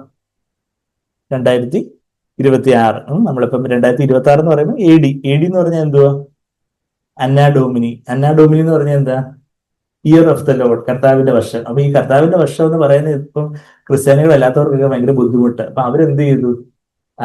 ACE BCE എന്നൊക്കെ ആക്കി. അപ്പൊ ആ ക്രൈസ്റ്റ് അങ്ങ് മാറ്റി ACE എന്നുള്ളതിന് ആഫ്റ്റർ കോമൺ എറ, BCE ബിഫോർ കോമൺ എറ. അപ്പൊ ക്രൈസ്റ്റിനെ അങ്ങ് എങ്ങനെങ്കിലുമൊക്കെ ചരിത്രകാരന്മാർക്ക് അങ്ങ് പിടിക്കുന്നില്ല. എന്തൊക്കെ അവർക്ക് നിഷേധിക്കാൻ പറ്റായിരുന്നു. AD BC അവർക്ക് ഈ 2026 എന്നൊക്കെ പറയാനൊക്കെ എന്താ വെച്ചാൽ ഇങ്ങനെ അങ്ങ് ആയിപ്പോയി. ഗ്രിഗോറിയൻ കലണ്ടർ ഏറ്റവും കമ്പ്യൂട്ടറിലും ഇതുപോലെ ഇന്റർനെറ്റിലും എല്ലാം ഇതുപോലെ അത് അവരുടെ ഡേറ്റ എല്ലാം ഇതുപോലെ അങ്ങ് ആയിപ്പോയി. ദൈവത്തിന്റെ ബുദ്ധിയിലും ദൈവത്തിന്റെ ജ്ഞാനത്തിലും അങ്ങ് ആയിപ്പോയി. എങ്കിലും അവർക്ക് year of the Lord BC എന്ന് പറയുമ്പോൾ ബിഫോർ ക്രൈസ്റ്റ്. അപ്പൊ ക്രൈസ്റ്റ് ഉണ്ടെന്ന് എല്ലാവർക്കും മനസ്സിലാവും. അപ്പൊ പിന്നെ ക്രൈസ്റ്റിനെ എങ്ങനെങ്കിലും മാറ്റണം. അപ്പൊ അതുകൊണ്ട് പുതിയ ടെക്സ്റ്റ് ബുക്കുകളിലൊക്കെ നോക്കി ഞങ്ങളുടെയൊക്കെ ടെക്സ്റ്റ് ബുക്കിൽ AD BC AD തന്നെയായിരുന്നു. ഇപ്പോഴത്തെ ടെക്സ്റ്റ് ബുക്കിൽ നിങ്ങൾക്ക് ACE BCE എന്നാക്കി. എന്താന്ന് വെച്ചാല് ക്രിസ്തീയ വിരുദ്ധമായിട്ടുള്ള ആൾക്കാർക്കൊക്കെ ബിഫോർ ക്രൈസ്റ്റ് എന്ന് പറയുന്ന അത്ര ന്യൂട്രൽ അല്ല, അവർക്കൊക്കെ ചൊറിഞ്ഞു വരുന്നു. അപ്പൊ അതുകൊണ്ട് അവരെന്ത് ചെയ്തിട്ട് ബിഫോർ കോമൺ എറ, ക്രൈസ്റ്റ് അങ്ങ് മാറ്റി കോമൺ എറ, ബിഫോർ കോമൺ എറ, ആഫ്റ്റർ കോമൺ എറ. എന്നാ കൂടുതൽ സത്യം അന്വേഷിക്കുന്നവർ ഓഫ്കോഴ്സ് എന്ത് ചെയ്യും, BCE ACE എന്ന് അന്വേഷിച്ച് വരുന്നവർക്ക് മനസ്സിലാവും ഇത് ബിഫോർ ക്രൈസ്റ്റ് അന്നാ ഡോമിനി ആണെന്നുള്ള കാര്യമൊക്കെ മനസ്സിലാവും. പക്ഷെ അത് വേറെ കാര്യം. അപ്പം ഓഫ്കോഴ്സ് സത്യം അറിയാൻ ആഗ്രഹിക്കുന്നവര് ദൈവം എന്തായാലും ആ സത്യത്തിലേക്ക് വഴി നടത്തും. അപ്പൊ ഞാൻ പറഞ്ഞതെന്ന് വെച്ചാല്, അപ്പൊ ആ ഒരു നമ്മളിപ്പം AD അല്ലെങ്കിൽ ACE 2026 എന്ന് പറയുമ്പോൾ കർത്താവിന്റെ വരവിന് ശേഷം കർത്താവ് BCE 4-ല് കർത്താവ് ജനിച്ചു എന്നും AD 30-ല് ക്രൂശിക്കപ്പെട്ടു എന്നൊക്കെ നമ്മൾ മനസ്സിലാക്കുന്ന ചരിത്ര യാഥാർത്ഥ്യം. അപ്പൊ ഇത് നമ്മൾ 2026-ൽ എത്തി നിൽക്കുമ്പോൾ നമ്മൾ ആ ഒരു 2000-ഓളം വർഷങ്ങൾക്ക് മുമ്പേ, 2000 വർഷങ്ങൾക്ക് മുമ്പേ എന്ന് പറയുമ്പോൾ AD 26 വരും. കഴിഞ്ഞിട്ട് പിന്നെ നമ്മൾ AD 30-ലേക്ക് നമ്മൾ പോകുമ്പോൾ അവിടെ കർത്താവ് പരസ്യമായിട്ട് എൻ്റർ ചെയ്യുകയാണ്, പരസ്യമായിട്ട് യെരുശലേമിലേക്ക് വരികയാണ്. അപ്പൊ അതിനു മുമ്പ് കർത്താവ് പലതവണ ആളുകളൊന്നും നോട്ടീസ് ചെയ്യാതെ കർത്താവ് പബ്ലിസിറ്റിക്ക് പോകാൻ ഒരു പബ്ലിക് അപ്പിയറൻസ് കൊടുക്കാതെ കർത്താവ് രഹസ്യമായിട്ട് പല സഞ്ചാരങ്ങളും കാര്യങ്ങളൊക്കെ ഉണ്ടായിരുന്നു. വെച്ചാൽ കർത്താവിന്റെ സമയമായിട്ടില്ല. കർത്താവ് അവരെ പിടിച്ച് ക്രൂശിച്ച് അവിടെ നിന്ന് പേടിച്ചില്ല, മറിച്ച് കർത്താവിന് അറിയാം യെരുശലേമിലേക്ക് ചെല്ലുമ്പോൾ ഈ പെസഹ കർത്താവിന്റെ ശുശ്രൂഷ പരശുശ്രൂഷ തുടങ്ങി ഈ മൂന്നാമത്തെ പെസഹയിൽ കർത്താവ് ക്രൂശിക്കപ്പെടും എന്നുള്ള കാര്യമൊക്കെ കർത്താവിന് അറിയാം. കർത്താവിന്റെ ശിഷ്യന്മാരോട് ഇപ്പൊ മത്തായി 19:21 നമ്മളുള്ളത്. നമുക്ക് 16 അധ്യായത്തിലേക്ക് ഒന്ന് പോവുകയാണെങ്കിൽ മത്തായി 16 കർത്താവ് തന്നെ സഭയെ പണിയുമെന്നൊക്കെ പറഞ്ഞതിന് ശേഷം അതിന്റെ 21 വാക്യത്തിൽ ക്രൂസ് എടുത്ത് വേണം നിങ്ങൾ എന്നെ അനുഗമിക്കാൻ എന്നൊക്കെ പറഞ്ഞിട്ട് മത്തായി 16:21 അന്ന് മുതൽ യേശു താൻ യെരുശലേമിൽ ചെന്നിട്ട് മൂപ്പന്മാർ, മഹാപുരോഹിതന്മാർ, ശാസ്ത്രിമാർ എന്നിവരാൽ പലതും സഹിച്ച് കൊല്ലപ്പെടുകയും 3-ാം നാൾ ഉയർത്തെഴുന്നേൽക്കുകയും വേണ്ടത് എന്ന് ശിഷ്യന്മാരോട് പ്രസ്താവിച്ചു തുടങ്ങി. അപ്പം കർത്താവിനെ പറയുവാണ് എന്താ, യെരുശലേമിൽ ചെന്നിട്ട് ഇതൊക്കെ താൻ സഹിക്കാൻ പോവുകയാണെന്നുള്ള കാര്യം ശിഷ്യന്മാരോട് തന്നെ കർത്താവ് പറഞ്ഞു. അത് കഴിഞ്ഞിട്ട് ഇവൻ മത്തായി 19 അധ്യായത്തിലേക്ക് വരുമ്പം മത്തായി 19 അധ്യായത്തിലും കർത്താവ് വീണ്ടും ഈ കാര്യങ്ങൾ പറയുന്നൊരു കാര്യം നമ്മൾ കാണുന്നുണ്ട്. കർത്താവ് അവിടെ എന്താ താന് ഈ അങ്ങോട്ട് പോയി ഇവരാല് സഹിക്കാൻ പോവുകയാണ് എന്ന് പറയുന്ന ഒരു വാക്യം നമ്മൾ മത്തായി 19 അധ്യായത്തില്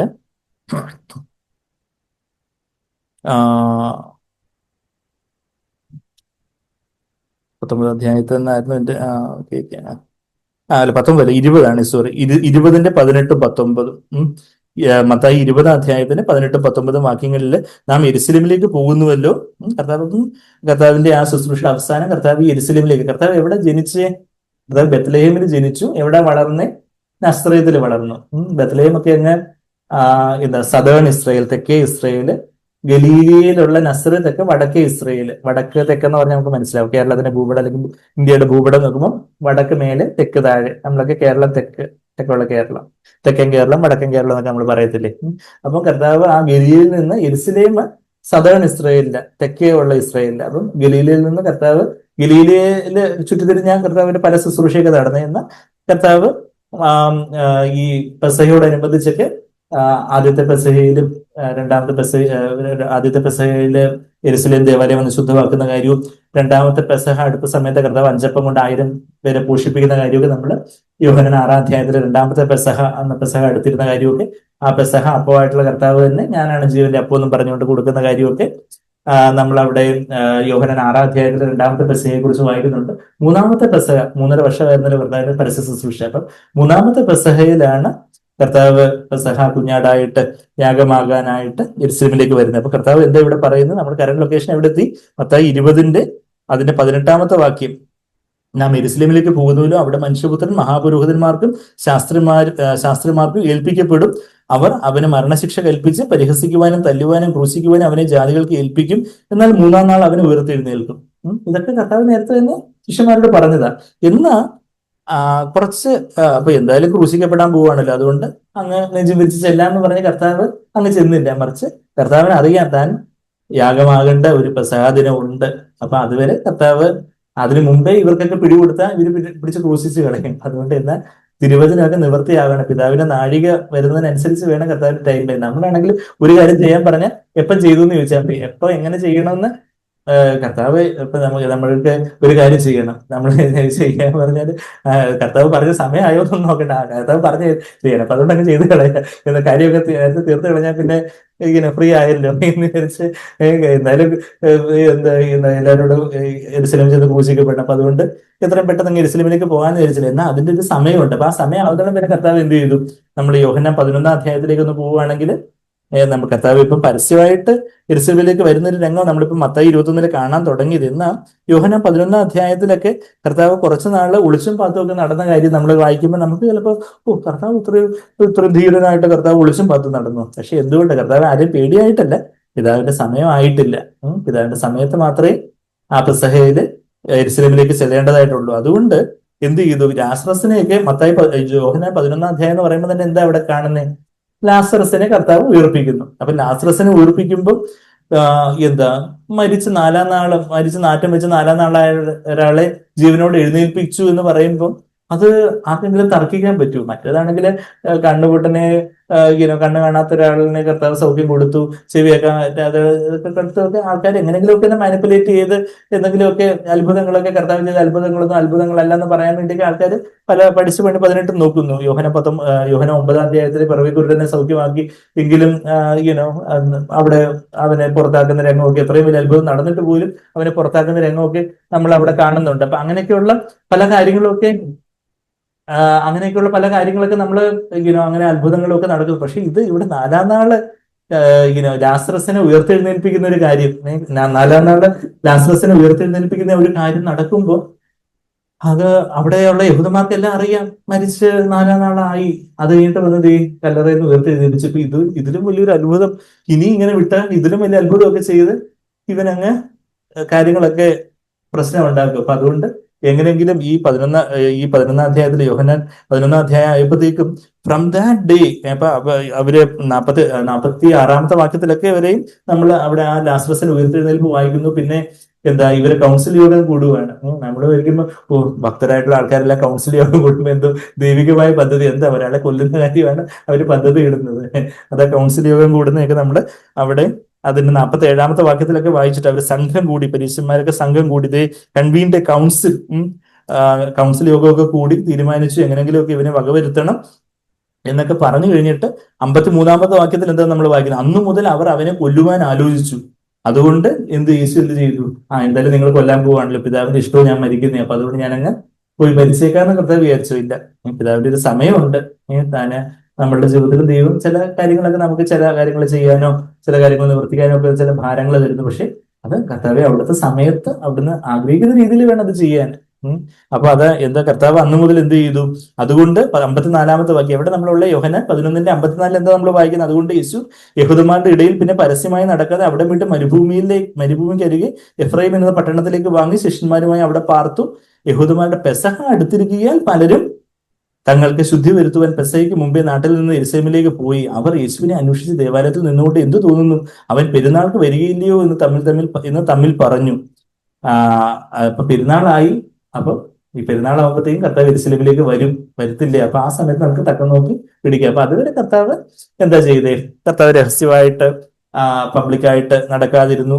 പിതാവിന്റെ ഒരു സമയം ആവുന്നതാണ് വരുന്നത്. പിതാവിന്റെ സമയം ആയപ്പോ കർത്താവ് എന്ത് ചെയ്തു? കർത്താവ് നമ്മളിപ്പം തിരിച്ച് നമ്മുടെ മത്തായി 21-ലേക്ക് വരുമ്പോൾ ഇതുപോലൊരു ഞായറാഴ്ച ദിവസമായിരുന്നു കർത്താവ് യെരുശലേമിലേക്ക് ആ ഒരു നിസാൻ മാസം 10-ാം തീയതി കർത്താവ് AD 30 എന്നാണ് നമ്മൾ മനസ്സിലാക്കുന്നത്. AD 30 നിസാൻ മാസം 10-ാം തീയതി കർത്താവ് യെരുശലേമിലേക്ക് ആ ഒരു വിജയാരവത്തോടെ കർത്താവ് വരുന്നു. വരുന്ന ഒരു കാര്യം നമ്മൾ അവിടെ വായിക്കുന്നത്. ഞാൻ അവിടെ മത്തായി 21-ലേക്ക് വരുമ്പോൾ മത്തായി 21-ന്റെ 1-ാമത്തെ വാക്യം, അനന്തരം അവൻ യെരുശലേമിനോട് സമീപിച്ച് ഒലിവുമലയെ അരികെ ബത്ലഹയിൽ എത്തിയപ്പോൾ യേശു 2 ശിഷ്യന്മാരെ അയച്ചു. നിങ്ങൾക്ക് എതിരെയുള്ള ഗ്രാമത്തിൽ ചെല്ലുവിൻ, അവിടെ കെട്ടിയിരിക്കുന്ന ഒരു പെൺകഴുതയെയും അതിന്റെ കുട്ടിയെയും നിങ്ങൾ ഉടനെ കാണും. അവിടെ ഒരു കെട്ടിയിരിക്കുന്ന ഒരു പെൺകഴുതയെ കാണും, പിന്നെന്ത് കാണും? ഒരു കുട്ടിയുണ്ട്, ആ കുട്ടിയെ നിങ്ങൾ ഉടനെ കാണും. അവയെ അഴിച്ചു കൊണ്ടുവരുവിൻ. നിങ്ങളോട് ആരാനും വല്ലതും പറഞ്ഞാൽ കർത്താവിന് ഇവയെ കൊണ്ട് ആവശ്യമുണ്ട് എന്ന് പറയുവിൻ, തൽക്ഷണം അവൻ അവയെ അയക്കും. അപ്പോ കർത്താവിന് എന്താ കുതിരയോ രഥമൊന്നും കിട്ടിയില്ലേ? ഈ കഴുതയെ തിരഞ്ഞെടുക്കാൻ എന്താ കാരണം? അതാണ് നമ്മുടെ ഇന്നത്തെ സംസാര വിഷയം. കർത്താവ് ആരെയെ തിരഞ്ഞെടുത്തേ? ഒരു കഴുതയെ തിരഞ്ഞെടുത്തേ. നമ്മള് ചിലത് ഈ ചീത്ത വിളിക്കുമ്പോഴൊക്കെ കഴുതയെ പട്ടി എന്നൊക്കെയാ വിളിക്കുന്നത്. കുതിരയെ പുലി എന്ന് വിളിക്കുന്നത് ശരിക്കും പറഞ്ഞ ഒരു പ്രശംസാവാക്കായിട്ട്, അവനൊരു പുലി എന്നൊക്കെ പറയുന്നത് ഒരു പ്രശംസാവാക്കായിട്ടാണ് വരുന്നത്. പക്ഷെ അവനൊരു കഴുതയാന്ന് പറഞ്ഞാല് അത് ഒരു നിന്ദാവാക്കായിട്ടാ. അപ്പൊ കഴുത എന്ന് പറയുമ്പോൾ ഒരു റെസ്പെക്ട് ഇല്ലാത്തൊരു മൃഗമാണ്. നമ്മള് യഹൂദന്മാരുടെ ഇടയിൽ തന്നെ ശലോമോന്റെ ആ ഒരു കാലത്തിന് ശേഷം കുതിരകളായിരുന്നു അവര് കൂടുതലായിട്ട് റിച്ച് പീപ്പിളൊക്കെ, മഹാരഥന്മാർ, വലിയ സമ്പൽ സമൃദ്ധിയുള്ളവരൊക്കെ കുതിരകളായിരുന്നു പ്രിഫർ ചെയ്തിരുന്നത്. അതിനു മുമ്പ് ശലോമോന്റെ സമയത്തിന് മുമ്പ് കഴുതപ്പുറത്തുള്ള സവാരിയെ കുറിച്ചൊക്കെ നമ്മൾ 2 റെഫറൻസസ് ഒക്കെ നമ്മൾ വായിക്കുന്നുണ്ട്. അത് 2 റെഫറൻസസ് എവിടെ വായിക്കുന്നതെന്ന് ചോദിച്ചാൽ അവിടെ ന്യായാധിപന്മാരുടെ പുസ്തകം 10:4 ഞാൻ റെഫറൻസ് മാത്രം പറഞ്ഞു പോവാം, എഴുതിയെടുക്കാം. ന്യായാധിപൻ ജഡ്ജസ് ജഡ്ജസ് 10:4 12:14 ഒക്കെ കഴുതപ്പുറത്ത് അവർ സവാരി ചെയ്ത ഒരു കാര്യമൊക്കെ പറയുന്നുണ്ട്. ജസ്റ്റ് നമ്മളൊരു വചനത്തിൽ ഇങ്ങനെയൊക്കെ ഉണ്ട്. കഴുതപ്പുറത്ത് അന്നൊക്കെ അവര് കഴുതപ്പുറത്തുള്ള സവാരിയൊക്കെ ഉണ്ട്. സവാരി മൃഗമായിട്ട്, വാഹന മൃഗമായിട്ടൊക്കെ കഴുതി ഉപയോഗിച്ചിരുന്നു. എന്ന് ചരിത്രം പറയുന്നത് വെച്ചാൽ സലോമോന്റെ ഒക്കെ കാലത്തിന് ശേഷം അവർക്ക് ഒത്തിരി ബ്രീഡ് ഓഫ് ഹോഴ്സസിനെയൊക്കെ കിട്ടി. അങ്ങനെ പിന്നെ കുതിരപ്പുറത്തായിരുന്നു വലിയ പ്രമാണിമാരൊക്കെ സഞ്ചരിക്കുന്നത്. എന്നാൽ കർത്താവ് എന്താ കഴുതപ്പുറം ചൂസ് ചെയ്തത്, ഒരു കഴുതക്കുട്ടിയെ ചൂസ് ചെയ്തതെന്ന് ചോദിച്ചാൽ അത് അതെ, സെഖരിയാവ് 9-ാം അധ്യായത്തില് കർത്താവ് ഈ ഭൂമിയിലേക്ക് അവതരിക്കുന്നതിന്റെ 480ഓളം വർഷങ്ങൾക്ക് മുൻപ് ആര് പ്രവചിച്ചു? സെഖരിയാവ് എന്ന് പറഞ്ഞത് സക്കറിയ നമ്മൾ വായിക്കുന്നുണ്ട്. സെഖരിയാവിന്റെ പുസ്തകത്തിലേക്ക് നമ്മളൊന്ന് പോവുകയാണെങ്കിൽ അവിടെ അതിന്റെ 9-ാം അധ്യായത്തില് അതിന്റെ 9-ാമത്തെ വാക്യം. സെഖരിയാവിന്റെ പുസ്തകം എന്ന് പറഞ്ഞാൽ എടുക്കാൻ എളുപ്പമാണോ? നമ്മള് മലാഖി ഏറ്റവും അവസാനത്തെ പുസ്തകം, അതിന്റെ തൊട്ട് മുമ്പ് സെഖരിയാവിന്റെ പുസ്തകം, പഴയ നിയമത്തിൽ സെഖരിയാവിന്റെ പുസ്തകം 9-ാം അധ്യായത്തിന്റെ 9-ാമത്തെ വാക്യത്തില് എന്താ നമ്മളവിടെ വായിക്കുന്നേ? അവിടെ സിയോൻ പുത്രിയെ, സിയോൻ എന്നുള്ള പദം, സിയോൻ എന്ന് പറഞ്ഞാൽ അത് യെരുസലേം പണിയപ്പെട്ടിട്ടുള്ള ആ ഒരു മലയെയാണ്, hill that on which Jerusalem is built. അപ്പം യെരുസലേം പണിയപ്പെട്ടിട്ടുള്ള ആ ഒരു മലയാണ് സിയോൻ എന്നുള്ള വാക്കുകൊണ്ട് അർത്ഥമാക്കുന്നത്. അപ്പൊ അത് യെരുസലേമിനെ കുറിക്കുന്നതായിട്ടും പുതിയ ഉടമ്പടിയുടെ അർത്ഥത്തിൽ സഭയെ കുറിക്കുന്നതായിട്ടുമാണ് നമ്മൾ ഈ സിയോൻ എന്നുള്ള വാക്ക് നമ്മൾ വചനത്തിൽ നമ്മൾ കാണുന്നത്. അപ്പൊ അത് സിയോൻ പുത്രിയെ ഉച്ചത്തിൽ ഘോഷിച്ച് ആനന്ദിക്കുക. കിട്ടിയോ? സെഖരിയാവ് 9:9. സിയോൻ പുത്രിയെ ഉച്ചത്തിൽ ഘോഷിച്ച് ആനന്ദിക്കുക, യെരുസലേം പുത്രിയെ ആർപ്പിടുക, ഇതാ നിന്റെ രാജാവ് നിന്റെ അടുക്കൽ വരുന്നു, അവൻ നീതിമാനും ജയശാലിയും താഴ്മയുള്ളവനുമായി കുതിരപ്പുറത്തും. അങ്ങനെയാണോ? അല്ല, കഴുതപ്പുറത്തും പെൺകഴുതിയുടെ കുട്ടിയായ ചെറു കഴുതപ്പുറത്തും കയറി വരുന്നു. അതെ, പെൺകഴുതിയുടെ കുട്ടിയായ ചെറു കഴുതപ്പുറത്തും കയറി വരുന്നു എന്നുള്ളൊരു കാര്യം. അത് സെഖരിയാവിന്റെ പുസ്തകം അതിന്റെ ആദ്യത്തെ 8 അധ്യായങ്ങള് അത് 630 അതിന്റെ ആദ്യത്തെ 8 അധ്യായങ്ങള് അത് എഴുതപ്പെട്ടിട്ടുള്ള ആ ഒരു ചരിത്രം, ആദ്യത്തെ 8 അധ്യായങ്ങള് BC 520 മുതൽ 518 വരെയുള്ള കാലഘട്ടത്തിലൊക്കെ ആണെങ്കിൽ 9 മുതൽ 14 വരെയുള്ള അധ്യായങ്ങൾ 480 മുതൽ 470 വരെയുള്ള BC സമയത്ത് എഴുതപ്പെട്ടിട്ടുള്ളത്. അതായത് കർത്താവ് വരുന്നതിന് 470 വർഷങ്ങൾ, 470 മുതൽ 480 വർഷങ്ങൾ മുൻപ് പ്രവചിക്കപ്പെട്ട ഒരു കാര്യമാണ് എന്ത്? സിയോൻ രാജാവ് എങ്ങനെ വരുന്നത്? കഴുതപ്പുറത്ത് വരുന്നു എന്നുള്ളൊരു കാര്യം. അപ്പൊ അത് അപ്പം ദൈവത്തിന്റെ മുൻനിർണയത്തിൽ ദൈവം എന്താ ആ ഒരു കഴുതയാണ് ചൂസ് ചെയ്തത് യെരുസലേമിലേക്ക് വരാനായിട്ട്. നമ്മളുടെ ജീവിതത്തിൽ അതിന്റെ പ്രാക്ടിക്കലായിട്ടുള്ള ആപ്ലിക്കേഷൻ എന്താ? അപ്പൊ ആ ഒരു പ്രവചനം ഉണ്ടെന്നുള്ള കാര്യം കർത്താവിന് അറിയാം. കർത്താവ് തന്റെ ജീവിതത്തിലെ ഓരോ കാര്യവും പിതാവിന്റെ ഇഷ്ടമനുസരിച്ച് പുസ്തക ചുരുൾ എന്നെ കുറിച്ച് എഴുതിയിരിക്കുന്നു, ഇതാ അവിടുത്തെ ഇഷ്ടം ചെയ്യുവാനായിട്ട് ഞാൻ വരുന്നു എന്ന് എബ്രായർ 10-ാം അധ്യായത്തിന്റെ 5-ാമത്തെ വാക്യത്തിലൊക്കെ നമ്മൾ വായിക്കുന്നുണ്ട്. അപ്പൊ ഓരോ കാര്യവും ആ ഒരു പുസ്തക ചുരുളില് ബൈബിളിൽ എങ്ങനെ എഴുതിയിരിക്കുന്നു അതുപോലെ ആയിരിക്കണം തന്റെ ജീവിതം എന്നുള്ള കാര്യം. കർത്താവ് അതുപോലെ പിതാവിന് മുമ്പാകെ സമർപ്പിതനായിരുന്നു. താൻ ഒരു മനുഷ്യനായിട്ട് തന്നെ ഒഴിച്ച് ഈ ഭൂമിയിൽ വന്നെങ്കിലും പരിശുദ്ധാത്മാവിനെ നിറയപ്പെട്ട് പിതാവിന്റെ ഹിതപ്രകാരം ആ വചനത്തിന്റെ നിവൃത്തിയായിരുന്നു കർത്താവിന്റെ ജീവിതത്തിൽ ഓരോന്നും നടന്നുകൊണ്ടിരുന്നത്. അപ്പൊ ഇങ്ങനെ ഒരു യെരുസലേമിലേക്ക് കയറേണ്ട ഒരു സമയം വരുമ്പോൾ കർത്താവിനെ അറിയാം തന്നെ കുറിച്ചുള്ള ഒരു പ്രവചനം ഇതാണ്. അപ്പൊ കർത്താവ് തന്നെ ശിഷ്യന്മാരോട് പറയും, ബethനിയുടെ ഒക്കെ അടുത്ത് വന്നപ്പോഴത്തേക്കും, ഒലിവുമലയുടെ താഴ്വാരത്തിലേക്ക് വന്നപ്പോഴത്തേക്കും എന്താ കർത്താവ് പറയുവാണ്, ഇങ്ങനെ ഒരു പെൺകഴുതി അതിന്റെ കുട്ടിയൊക്കെ ഉണ്ട്. അതിനെ അഴിച്ചുകൊണ്ട് വരുമ്പോൾ വെറുതെ ചെന്ന ഒരു കഴുതക്കുട്ടിയെ ചെന്ന് അഴിച്ചുകൊണ്ട് വന്ന ആൾക്കാര് തല്ലാൻ വരത്തില്ലേ? അപ്പൊ എന്ത് പറയണം? കർത്താവിന് ആവശ്യമുണ്ട്, കർത്താവിന് ഇവയെ കൊണ്ട് ആവശ്യമുണ്ട്. The lord has need of them. അപ്പൊ ആ ഒരു പദം അത് നമ്മളുടെ ചെവികളിൽ നിന്ന് മുഴങ്ങുന്നുണ്ടോ? ഇന്ന് കർത്താവിന് എന്താ ആവശ്യമുള്ളേ? വലിയ കഴിവും പ്രതാപവും ഉള്ള വലിയ വലിയ മഹാരഥന്മാരെ ഒന്നും കർത്താവിന് ആവശ്യമില്ല. കർത്താവിന് എന്താ ആവശ്യമുള്ളേ? കർത്താവിനൊരു കഴുതയെ ആവശ്യമുള്ളൂ. എന്ന് പറഞ്ഞാല് ഒരു വലിയ കുതിരകളൊക്കെ അവിടെ വലിയ ഞെളിഞ്ഞ് നിൽപ്പുണ്ട് അതിന്റെ തൊട്ടപ്പുറത്ത്,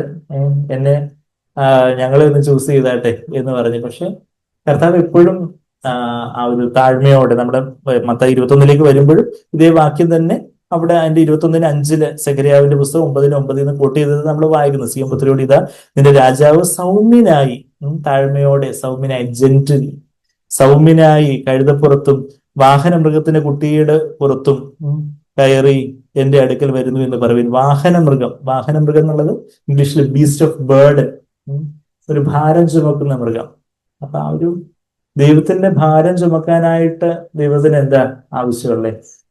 ചില കഴുതകളെ ആവശ്യമുണ്ട്. എന്ന് വെച്ചാല് കർത്താവിന്റെ ഭാരം നമ്മളുടെ വീട്ടിലും അയൽവക്കത്തും നമ്മളുടെ ജോലി സ്ഥലത്തും നമ്മളുടെ ബന്ധുമിത്രാദികളുടെ ഇടയ്ക്കും ഒക്കെ കർത്താവിന് അവരുടെ ഇടയിലേക്ക് കയറി ചെല്ലണം. നമ്മളുടെ ബന്ധുമിത്രാദികളുടെ നമ്മളുടെ അവിശ്വാസികളായുള്ള ബന്ധുക്കള്, നമ്മുടെ കോളേജ്, നമ്മുടെ ക്യാമ്പസ്, അവിടെയൊക്കെ കർത്താവിന് നമ്മുടെ കൂട്ടുകാരുടെ ഇടയിലേക്ക് കയറി ചെല്ലണം, ഇറങ്ങി ചെല്ലണം. പക്ഷെ കർത്താവിന് എന്ത് വേണം? ഒരു വാഹനം വേണം, ഒരു വാഹന മൃഗം, ബീസ്റ്റ് ഓഫ് ബേർഡൻ. ആ ഒരു കർത്താവിന്റെ ഭാരം താങ്ങുന്ന ആ കഴുതകൾ എന്നൊക്കെ പറഞ്ഞാൽ ഭാരം താങ്ങാൻ ഉപയോഗിക്കുന്ന മൃഗങ്ങളായിരുന്നു കഴുതകൾ. ഇന്നും ദൈവത്തിന്റെ ഹൃദയഭാരം താങ്ങുവാനായിട്ട് ദൈവത്തിന് എന്ത് വേണം? കഴുതകളെ ആവശ്യമുണ്ട്. അപ്പോ ആ കഴുതയാകാനുള്ള ഒരു താഴ്മ, അതിനായിട്ട് നമ്മളെ തന്നെ ഏൽപ്പിച്ചു കൊടുക്കുവാനുള്ള ഒരു ആ കഴുത ഇങ്ങനെ കഴുത്തൊക്കെ മുകളിലോട്ട് വെച്ച് ഇങ്ങനെ അനങ്ങിക്കൊണ്ടിരിക്കുവാണെങ്കിൽ കർത്താവിന് എന്റെ പുറത്തോട്ട് കയറാൻ പറ്റൂ? അത് ആ കഴുത്തൊക്കെ താഴ്ത്തി കൊടുത്ത് യേശുവിനെ കയറാനായിട്ട് തന്നെ അങ്ങ് താഴ്ത്തി കൊടുത്ത്, അതും ആരും ഇതുവരെ ഇരുന്നിട്ടില്ലാത്തതായിട്ടുള്ള ഒരു കഴുതക്കുട്ടിയെ വേണം എന്നുള്ളൊരു കാര്യം നമ്മുടെ മർക്കോസിന്റെ സുവിശേഷത്തില്, ലൂക്കോസിന്റെ സുവിശേഷത്തിൽ അത് നമ്മൾ വായിക്കുന്നുണ്ട്. മർക്കോസിന്റെ സുവിശേഷം 11-ാം അധ്യായത്തിലേക്ക് നമ്മൾ പോവുകയാണെങ്കിൽ ഇതേ ഭാഗം തന്നെ നമ്മുടെ മർക്കോസിന്റെ സുവിശേഷത്തിലും ലൂക്കോസിന്റെ സുവിശേഷത്തിലും യോഹന്നാനിലും ഒക്കെ അതിന്റെ സൂചന നമ്മൾ കാണുന്നുണ്ട്. അപ്പൊ കർത്താവ് എന്തൊന്നും ഈ 4 സുവിശേഷമായിട്ട് എല്ലാം കൂടെ ക്രൊണോളജിക്കൽ ഓർഡറിൽ ക്രമാനുഗതമായിട്ടൊക്കെ ഭംഗിയായിട്ടൊക്കെ എഴുതി വെക്കുവാണെങ്കിൽ ഇത് എളുപ്പമായിരുന്നു. നമ്മളെ കഴിവാക്കി അങ്ങനെ ചെയ്തല്ലേ. പക്ഷെ ദൈവത്തിന്റെ ജ്ഞാനത്തിൽ ദൈവം എന്താ, നമ്മുടെ മടിയന്മാരാകരുത്.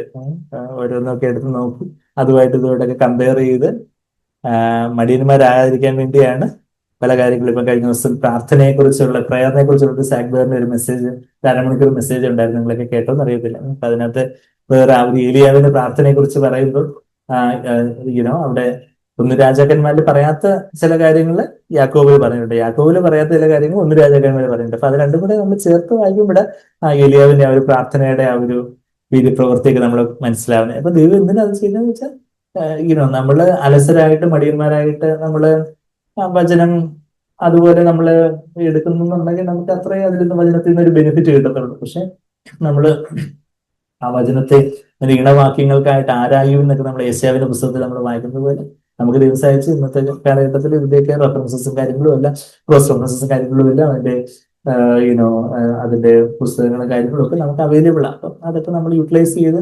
വചനത്തോട് താരതമ്യം ചെയ്യുമ്പോഴാണ് ചില കാര്യങ്ങളൊക്കെ കൂടുതലായിട്ട് അതിന്റെ ആത്മീയമായിട്ടുള്ള ചില കാര്യങ്ങളൊക്കെ എന്തെങ്കിലും കുറച്ച് ബുദ്ധിയുടെ കുറച്ച് കാര്യങ്ങൾ അറിയാനല്ല, മറിച്ച് അതിന്റെ പ്രായോഗികമായ ചില വശങ്ങൾ എന്ന് പറഞ്ഞാൽ എന്താ, ഇവിടെ മർക്കോസിന്റെ സുവിശേഷം 11:2 നമ്മൾ എന്താ വായിക്കുന്നത്? നിങ്ങൾ എതിരെയുള്ള ഗ്രാമത്തിൽ ചെല്ലുവിൻ, അതിൽ കടന്നാൽ ഉടനെ ആരും ഒരിക്കലും കയറിയിട്ടില്ലാത്ത ഒരു കഴുതക്കുട്ടിയെ കിട്ടിയിരിക്കുന്നത് കാണും, അതിനെ അഴിച്ചു കൊണ്ടുവരുവിൻ. നമ്മൾ അതേ കാര്യം തന്നെ ലൂക്കോസ് 19:30 വായിക്കുന്നുണ്ട്. ഞാൻ സമയക്കുറവുകൊണ്ട് ആ വചനത്തിലേക്ക് പോകുന്നില്ല. ലൂക്കോസ് 19:30 അതേ കാര്യം, Lord has need of it എന്നുള്ളൊരു കാര്യം അതിന്റെ 3-ാമത്തെ വാക്യത്തിൽ നമ്മൾ വായിക്കുന്നുണ്ട്. എന്താ, കർത്താവിന് ഇതിനെ കൊണ്ട് ആവശ്യമുണ്ട്. 3-ാമത്തെ വാക്യത്തിൽ വായിച്ചു. അപ്പൊ ആരും ഇതുവരെ കയറിയിട്ടില്ലാത്തതായിട്ടുള്ള ഒരു കഴുതക്കുട്ടി, അതായത് അന്നത്തെ കാലത്ത് നമ്മുടെ പഴയ നിയമത്തിലൊക്കെ നമ്മൾ വായിക്കുമ്പോൾ യാഗമൃഗങ്ങളായിട്ട് ഉപയോഗിക്കുന്ന മൃഗങ്ങള് ഇതുപോലെ മുഖം വെച്ചിട്ടില്ലാത്ത മൃഗങ്ങളായിരിക്കണം. ഇതിപ്പോ ഈ കഴുതച്ചെന്ന് യാഗം ചെയ്തെന്നുള്ള കാര്യമല്ല ഞാൻ പറയുന്നത്. എന്നാൽ ദൈവികമായിട്ടുള്ള ചില കാര്യങ്ങൾക്ക് യാഗങ്ങൾക്കായിട്ടൊക്കെ ഉപയോഗിക്കുന്ന അതിന്റെ റെഫറൻസസ് ഒക്കെ നമ്മളൊന്ന് നോക്കുവാണെങ്കിൽ ഞാൻ വേണമെങ്കിൽ അതൊക്കെ പറയാം. ഞാൻ സമയക്കുറവുകൊണ്ട് ആ വാക്യങ്ങളിലേക്കെല്ലാം പോകുന്നില്ല. സംഖ്യാപുസ്തകം 19:2 നമ്മളുടെ പലപ്പോഴും നമ്മുടെ ക്രോസ് റെഫറൻസസ് ഉള്ള ബൈബിളാണെങ്കിൽ അവിടെ തന്നെ അവിടെ എഴുതിയിട്ടുണ്ട്. സംഖ്യാപുസ്തകം 19:2 ഡ്യൂട്രോണമി ആവർത്തന പുസ്തകം 21:3 1 ശമൂവേൽ 6:7 ഒക്കെ ഇതുപോലെ മുഖം വെച്ചിട്ടില്ലാത്ത മൃഗങ്ങളെ ദൈവം ചില ശുദ്ധീകരണത്തിനായിട്ടും യാഗങ്ങൾക്കായിട്ടും ചില പേർപ്പസസിനായിട്ടൊക്കെ ഉപയോഗിക്കുന്ന രംഗമൊക്കെ നമ്മൾ സംഖ്യ 19:2 ആവർത്തന പുസ്തകം 21:3 1 ശമൂവേൽ 6:7 ഒക്കെ നമ്മൾ കാണുന്നുണ്ട്. അപ്പൊ ആ ഒരു ദൈവം ഇതുവരെ ആരും കയറിയിട്ടില്ലാത്തൊരു മൃഗം, ഇതുവരെ ആരും കേട്ടിട്ടില്ലാത്തൊരു മൃഗം എന്ന് പറയുമ്പോൾ അതിനെ ടൈം ചെയ്യാൻ പാടായിരിക്കും. എന്ന കാറ്റിനെയും കുടനെയൊക്കെ അടക്കിയ കർത്താവ് ആ കഴുതയെ അത് വളരെ അടക്കത്തോടെ ഉപയോഗിച്ചു എന്നുള്ളൊരു കാര്യം നമ്മളിവിടെ കാണുന്നത്. അത് മാത്രമല്ല, പണ്ട് അവിടെ വലിയൊരായിരുന്നു പ്രഭാകരൻ ബ്രദർ പറഞ്ഞൊരു കാര്യം ഓർക്കുന്നുണ്ട് ഇതിനോട് ബന്ധപ്പെട്ട്. ദൈവം ബ്രദർ എന്ന് വെച്ചാൽ യേശുവിന് മാത്രം കയറാനുള്ള ഒരു കഴുത. വെച്ചാല് നമ്മളെ ഇന്ന് ആരാ നിയന്ത്രിക്കുന്നേ? നമ്മള് വേറെ മനുഷ്യരോ വേറെ ലോകത്തിന്റെ എന്തെങ്കിലും കാര്യങ്ങളോ ഒന്നുമല്ല നമ്മളെ നിയന്ത്രിക്കണ്ടേ. യേശുവിന് മാത്രം, ഇതുവരെ ആരും കയറിയിട്ടില്ലാത്ത യേശുവിന് മാത്രം രാജാവായിട്ട് കയറാനുള്ള ഒരു കഴുതയെ കർത്താവിന് ആവശ്യമുള്ളത്. അതായത് ഞാൻ അവിടെയും അവരും പറയുന്ന കേൾക്കാം, ഇവരും പറയുന്ന കേൾക്കാം, പിന്നെ കുറച്ച് കർത്താവ് പറയുന്ന കേൾക്കാനുള്ളതല്ല, മറിച്ച് കർത്താവ് പറയുന്നത് മാത്രം എന്റെ ജീവിതത്തിൽ എന്റെ യേശുവിനായിട്ട്, യേശുവിന് മാത്രം ഓടിക്കാനുള്ള, യേശുവിനെ മാത്രം ക്യാരി ചെയ്യാനുള്ള ഒരു മൃഗമാണ് താൻ എന്നുള്ളൊരു ആ ഒരു അതിനായിട്ട് കോൺസിക്രേറ്റഡ് ആയിട്ടുള്ള, അതിനായിട്ട് വേർതിരിക്കപ്പെട്ടതായിട്ടുള്ള ഒരു മൃഗം. അപ്പൊ നമ്മുടെ ജീവിതത്തിൽ എങ്ങനെയാ നമ്മളൊരു കഴുതയാവുമെന്ന് പറഞ്ഞാൽ നമ്മളിപ്പോ കഴുതയായിട്ടൊക്കെ സങ്കല്പിച്ചാൽ കഴുതയാവുമോ? നമ്മൾ കഴുതയായിട്ട് സങ്കല്പിക്കണമെന്നൊന്നും അല്ല, മറിച്ച് നമ്മൾ എപ്പോഴും പറയുന്നൊരു കാര്യമുണ്ട്. കർത്താവിനെ ക്യാരി ചെയ്യുന്നതിനെ കുറിച്ച് പറയുന്ന ഒരു വാക്യം നമ്മൾ കൂടെ കൂടെ പറയുന്ന ഒരു വാക്യമുണ്ട്. 2 Corinthians 4 അധ്യായം എന്ന് പറയുമ്പോൾ തന്നെ നമുക്ക് മിക്കവർക്കും അതിന് റെഫറൻസ് മനസ്സിൽ ഓർമ്മ വന്നു അല്ലെ? 2 Corinthians 4 അധ്യായം എല്ലാവർക്കും കിട്ടിയോ? 2 Corinthians 4 അധ്യായം എന്ന് ഞാൻ കുറച്ചുകൂടെ ഉറക്കെ പറഞ്ഞാല് 2 Corinthians 4 അധ്യായത്തിന്റെ 10-11 വാക്യങ്ങൾ. 2 Corinthians 4 അധ്യായം അതിന്റെ 10-11, അതിന്റെ 9-10, അതായത് 10-11-12 വാക്യങ്ങൾ നമ്മൾ പലപ്പോഴും നമ്മളുടെ സഭകളിൽ നമ്മളെപ്പോഴും പറയുന്ന കാര്യങ്ങളാണ്. അതാണ് ഈ കഴുതപ്പുറത്ത് ഇരിക്കുന്ന കർത്താവ്. കർത്താവിനെ മറ്റുള്ളവരിലേക്ക് കൊണ്ടുവരാനായിട്ട് എന്താ അവിടെ നമ്മളൊരു കഴുതയാകണമെന്ന് പറഞ്ഞാൽ എന്താ? കർത്താവിന്റെ മരണം വഹിക്കണം എന്നുള്ളൊരു കാര്യമാണ്. ആ കഴുത എന്ന് പറഞ്ഞാൽ അത് ഒരു അതിനെക്കുറിച്ച് വലിയ ഞാൻ എന്തോ വലിയ ആളാണെന്നുള്ളൊരു ഭാവമൊന്നുമില്ല, മറിച്ച് താനൊരു വട്ടപൂജ്യമാണ്, സീറോ ആണ്. എനിക്ക് ആരെയാ എന്നെ തിരക്കി ആര് വരാനാ? കഴുത അതിന്റെ അമ്മ കഴുതയോട് പറഞ്ഞാണ്, എന്നെ തിരക്കി ഇപ്പൊ ആര് വരാനാ? ബാക്കി ബാക്കി വലിയ വലിയ ആൾക്കാരെയൊക്കെ തിരക്കി വേറെ എത്രയോ പേരുണ്ട്, എനിക്ക് വലിയ കഴിവും പ്രതാപവും ഒന്നുമില്ല, എന്നെ തിരക്കി ആര് വരാനാ? അപ്പൊ അങ്ങനെയുള്ള ഒരു കഴുതയാണ് ആർക്കാവശ്യം? യേശുവിന് ആവശ്യം. ഇപ്പൊ ലോകത്തിന് നമ്മളെ കുറിച്ച് വലിയ അഭിപ്രായമൊന്നും കാണത്തില്ല. അവനൊരു മണവും ഗുണമില്ലാത്ത, ഇവനെ കൊണ്ട് എന്തോത്തിന് കൊള്ളാം, ഇവനൊരു കഴിവുമില്ല, ഒരു ബുദ്ധൂസ്, ഒരു മന്ദബുദ്ധി എന്നൊക്കെ ആൾക്കാർ നമ്മളെ ചിലപ്പോൾ ഒരു അതുപോലെ ഇരട്ടപ്പേര് വിളിക്കുമായിരിക്കും. എന്നാ അങ്ങനെ ഒരു മണവും ഗുണവും ഇല്ലാത്ത ഒരാളെയാണ് കർത്താവിന്റെ മണവും ഗുണവും ഒക്കെ തന്ന് വ്യത്യസ്തനാക്കുവാനും യേശു കർത്താവ് ആഗ്രഹിക്കുന്നത്. നമ്മള് ലോകത്തിന്റെ കണ്ടിൽ, നമ്മുടെ കൂട്ടുകാരുടെ കണ്ടിലൊന്നും നമുക്ക് വലിയ അഭിപ്രായമൊന്നും കാണത്തില്ല. നമ്മൾ വലിയ ലൈം ലൈറ്റിലുള്ള വലിയ സൂപ്പർ സ്റ്റാറോ വലിയ ഹീറോ ഒന്നും ആയിരിക്കത്തില്ല. നമ്മള് ബാക്കിയുള്ളവര് നമ്മളെ തഴഞ്ഞിട്ടേക്കുമായിരിക്കും. അങ്ങനെ ഒരു ഒരു ചെറുപ്പക്കാരനുണ്ടായിരുന്നു പഴയ നിയമത്തില്. പുള്ളിക്കാരന് ഒത്തിരി സഹോദരന്മാരുണ്ടായിരുന്നു, ഒത്തിരി ചേട്ടന്മാരുണ്ടായിരുന്നു. ചേട്ടന്മാരൊക്കെ വലിയ വലിയ ആൾക്കാര്. ഈ ചേട്ടന്മാരൊക്കെ ഈ അനിയച്ചാര് എന്നെ തഴഞ്ഞ്, നീ അവിടെ പോയി കുറച്ച് ആടൊക്കെ ഉണ്ട്, അതിനെയൊക്കെ പോയി മേയിച്ചുകൊണ്ടിരിക്കും, നിനക്ക് എന്തെങ്കിലും വല്ല കഴിവും എന്തെങ്കിലും ഉണ്ടോ? നീ ചെന്നത് അവിടെ ആടിനെ മേയ്ക്കാൻ കൊള്ളാം. ശരി. ഞാൻ വിശ്വാസത്തിലേക്ക് വന്നപ്പോ അച്ഛൻ അന്നത്തെ ദേഷ്യത്തിൽ എന്നൊക്കെ പറഞ്ഞിട്ടുണ്ട്, നിന്നെ ഇനി പഠിക്കാനൊന്നും വിടുന്നില്ല, നീ ചെന്ന് എന്താ കണ്ടം കിളയ്ക്കാനോ അല്ലെ പശുവിനെ ഇങ്ങനെയൊക്കെ ഈ നിമിഷം അച്ഛനൊന്നും ഓർക്കത്തില്ല എന്നൊക്കെ അച്ഛൻ പറയും ചിലപ്പോ അത്. പക്ഷെ അന്നത്തെ ആ ദേഷ്യത്തിൽ അങ്ങനെയൊക്കെ ഇനിയിപ്പം MBBS വിടുന്നൊന്നുമില്ല, ഫീസൊന്നും തരുന്നില്ല, നിനക്ക് അതേ പറ്റത്തുള്ളൂ എന്നൊക്കെ പറഞ്ഞ്, അപ്പൊ അവരുടെ ഒരു ദേഷ്യത്തിൽ അങ്ങനെയൊക്കെ പറഞ്ഞിട്ടൊക്കെ ഉണ്ട്. അപ്പൊ അത് അന്ന് മോശം പ്രവൃത്തിയൊന്നും അല്ല ഞാൻ പറയുന്നത്, അവരെല്ലാ ജോലിക്കും അതിൻ്റെതായ മാന്യതയും കാര്യങ്ങളൊക്കെ ഉണ്ട്. അപ്പം ഈ അനിയനെ എല്ലാവർക്കും മനസ്സിലായോ? ആരാ ഈ അനിയൻ? ആരാ? ദാവീദ് അല്ലേ? ദാവീദിന്റെ ചേട്ടന്മാര് ദാവീദിനെ അനിയച്ചാരെ നീ ചെന്ന് ആടിനെ മേയ്ക്കാനൊക്കെ പറഞ്ഞ്, അത് കഴിഞ്ഞിട്ട് ശമൂവേൽ പ്രവാചകൻ വന്ന് പറയുവാണ്, 1 ശമൂവേൽ 16 അധ്യായത്തിൽ നമ്മൾ ഈ കാര്യങ്ങളൊക്കെ വായിക്കുന്നത്. ഇവിടെ ശമൂവേൽ പ്രവാചകൻ പറയുവാണ്, ഈശായിയുടെ പുത്രനെ അഭിഷേകം ചെയ്യണമെന്ന് ദൈവം പറഞ്ഞിട്ടുണ്ട്, നിനക്ക് പുത്രന്മാരുണ്ടോ? പുത്രന്മാരുണ്ടോ എന്ന് ചോദിക്കുമ്പോൾ വലിയ തടിമുടിക്കുള്ള നല്ല ചുറുചുറുക്കുള്ള ആമ്പിള്ളേർ ഓരോരുത്തരായിട്ട് വന്ന് നിൽക്കുക. ഓരോരുത്തരെ കാണുമ്പോൾ ശമൂവേൽ വിചാരിച്ചു, ഇത് തന്നെ ആയിരിക്കും, അവന് നല്ല നീള മണ്ണൊക്കെ ഉണ്ട്, പിന്നെ മസിലൊക്കെ ഉണ്ട്, ആചാന ബാഹു, അപ്പൊ അതുകൊണ്ട് ഇവനായിരിക്കും യോഗ്യൻ എന്നൊക്കെ ശമൂവേൽ വിചാരിക്കുന്നു. പക്ഷെ ശമൂവേലിനോട് ദൈവം പറയും, ഇതല്ല, ഇതല്ല, ഇതല്ല. അപ്പൊ എല്ലാരും കഴിഞ്ഞനുസരിച്ച് ഇത്രയേ ഉള്ളൂ അതിനൊരു പുത്രന്മാര്. ദൈവം പറഞ്ഞിട്ട് എന്തെങ്കിലും മിസ്റ്റേക്ക് പറ്റിയോ? ഞാൻ കേട്ടതിൽ എന്തെങ്കിലും മിസ്റ്റേക്ക് ആണ്. ഈശായുടെ പുത്രനെ അഭിഷേകം ചെയ്യുന്നു പറഞ്ഞ് ഓരോരുത്തരെയും കടന്നു പോയിട്ട് ഇവരൊന്നും അല്ലെന്ന് പറയുന്നത്. അത് കഴിഞ്ഞിട്ടപ്പോ വേറെ ആരെങ്കിലും ഉണ്ടോ നിനക്ക് പുത്രൻ? വേറെ പുത്രൻ, ശരി, ഒരാളുണ്ടല്ലോ, ഒരു ഏറ്റവും ഇളയ ഒരുത്തനുണ്ട്, അവനെ ഒരു പാട്ടും പാടി അവര് ആടിനെ മേയിച്ചുകൊണ്ട് നടക്കുന്നു എന്ന് പറയുമ്പോ അങ്ങനെ ഒരു രാജാവാകാൻ യോഗ്യതയുള്ള ഒരാളായിട്ട് ആര് കരുതിയില്ല. ഈ ചേട്ടന്മാരും ഈ അപ്പനോ ഒന്നും കരുതിയില്ല. ഒരു ബ്ലാക്ക് ഷീപ്പായിട്ട് എല്ലാവരായാലും തിരസ്കരിക്കപ്പെട്ട, നിനക്ക് കഴുത, ഇതിനെ കൊണ്ടൊന്നും കൊള്ളത്തില്ല. പക്ഷെ അങ്ങനെയുള്ളതിനെയാണ് ആർക്ക് വേണ്ടത്? ദൈവത്തിന് വേണ്ടത്. നമ്മൾ എന്ത് വലിയ ആളാ, ഞാനാണ് ഇപ്പൊ യോഗ്യം എന്ന് പറഞ്ഞ് നെഞ്ചു വിരിച്ച് വരുന്നയാള് അങ്ങനെ വലിച്ചുരുട്ടി പോകാനേ പറ്റത്തുള്ളൂ. എന്നാൽ എന്താ നമ്മള് കർത്താവേ ഞാൻ അവൈലബിൾ ആണ്. It's not ability but availability that matters എന്ന് പറയും. എന്ന് പറഞ്ഞാൽ നമ്മളുടെ കഴിവും പ്രതാപവും ഞാൻ എത്ര ധൈര്യശാലി, എനിക്ക് ഇത്ര കഴിവുകളുണ്ട്, താലന്തുകളുണ്ട് എന്നുള്ളതല്ല. മറിച്ച് നമ്മുടെ അവൈലബിലിറ്റി എന്ന് പറഞ്ഞാൽ എന്താ? ലഭ്യത. കർത്താവേ ഞാൻ റെഡിയാണ്, അങ്ങേക്കൊരു ദൗത്യമുണ്ടോ, അങ്ങേക്ക് എരുസലേമിലേക്ക് കയറി വരാനായിട്ട് ഒരു കഴുതേ മതിയോ കർത്താവേ? ഒരു വാഹനമായിട്ട് ഭാരം ചുമക്കാനായിട്ട്, അങ്ങയുടെ ഭാരം ചുമക്കാനായിട്ട് ബീസ്റ്റ് ഓഫ് ബേർഡൻ, ആ ഒരു വാഹന മൃഗം, ബീസ്റ്റ് ഓഫ് ബേർഡൻ, ഭാരം ചുമക്കുന്ന മൃഗമാകുവാനും കർത്താവേ ഇന്ന് സഭയെ കുറിച്ചുള്ള അങ്ങയുടെ ഭാരം ചുമക്കാനായിട്ട് അവിടുത്തെ ഹൃദയത്തിന്റെ ഭാരം, നമ്മളുടെ ദേശത്തെക്കുറിച്ചും നമ്മുടെ സഭയെക്കുറിച്ചും കുടുംബത്തെക്കുറിച്ചും ഒക്കെ ദൈവത്തിന് ചില ഭാരം തരാൻ ആഗ്രഹമുണ്ട്. ചില പ്രാർത്ഥിക്കാനുള്ള ഭാരം, അല്ലെങ്കിൽ ചിലരോട് ചില കാര്യങ്ങളൊക്കെ പറഞ്ഞ് അവരെ നേർവഴിക്ക് നടത്താനുള്ള ഒരു ഭാരം. അപ്പൊ ആ ഭാരം ചുമക്കാനായിട്ട്, ദൈവത്തിന്റെ ഭാരം ചുമക്കാനായിട്ട് ദൈവത്തിന് എന്താ ആവശ്യമുണ്ട്? ഈ വാഹന മൃഗത്തെ കഴുതിയ ആവശ്യമുണ്ട്. അപ്പൊ അതിന് നമ്മൾ വില്ലിങ് ആയിരിക്കും. അതാ നമ്മളിവിടെ 2 Corinthians 4:10 വാക്യത്തിൽ എന്താ നമ്മളിവിടെ വായിക്കുന്നേ? യേശുവിന്റെ ജീവൻ ഞങ്ങളുടെ ശരീരത്തിൽ വെളിപ്പെടേണ്ടതിന്. യേശുവിനെ നമുക്ക് മറ്റുള്ളവരുടെ ഇടത്തിലേക്ക് കൊണ്ടുപോകേണ്ട ഒരു ചുമതലയാണ് ഉള്ളത്. അപ്പൊ യേശുവിന്റെ ജീവൻ അവിടെ വെളിപ്പെടേണ്ടത് നമ്മുടെ ബന്ധുക്കളുടെ ഇടയിൽ, നമ്മുടെ ക്യാമ്പസിൽ, നമ്മുടെ ഹോസ്റ്റലില്, നമ്മളുടെ പ്രോജക്റ്റ് ചെയ്യുന്ന സ്ഥലത്ത്. അപ്പൊ അങ്ങനെയൊക്കെയുള്ള പല സ്ഥലങ്ങളില് ദൈവത്തിന് ഒരു കഴുത ആവശ്യമുണ്ട്. കർത്താവിന്റെ ജീവൻ വെളിപ്പെടുത്താനായിട്ട് ഒരു കഴുത ആവശ്യമുണ്ട്. അവിടെ അതിനായിട്ട് എന്ത് ചെയ്യണം നമ്മളിവിടെ വായിക്കുന്നേ? 2 Corinthians 4:10 വാക്യത്തിൽ യേശുവിന്റെ ജീവൻ ഞങ്ങളുടെ ശരീരത്തിൽ വെളിപ്പെടേണ്ടതിന് യേശുവിന്റെ മരണം ശരീരത്തിൽ എപ്പോഴും വഹിക്കുന്നു. യേശുവിന്റെ മരണം ശരീരത്തിൽ വഹിക്കുന്നു എന്ന് പറഞ്ഞാൽ അതാ കഴുതയെ പോലെ ഒരു സീറോ ആയിട്ട് നമ്മളതിന് താഴ്ത്തുന്ന ഒരു കാര്യമാണ് ഈ മരണം വഹിക്കുന്ന ഒരു കാര്യം എന്ന് പറഞ്ഞാൽ. കർത്താവേ ഞാൻ റെഡിയാണ് കർത്താവേ, അവിടത്തേക്ക് ഒരു ഉദ്ദേശമുണ്ട്, ഒരു പദ്ധതിയുണ്ട്. എന്റെ ജീവിതത്തിൽ ചില കാര്യങ്ങളൊക്കെ ദൈവത്തിന് നമ്മുടെ ജീവിതത്തിൽ ചെയ്യാനുണ്ട്. നമ്മളിലൂടെ ദൈവത്തിന് ചില കാര്യങ്ങൾ ചെയ്യാനുണ്ട്. പക്ഷെ നമ്മളൊരു കഴുതയായാലേ കർത്താവിന് കയറി വരാനൊക്കെ ഉള്ളൂ.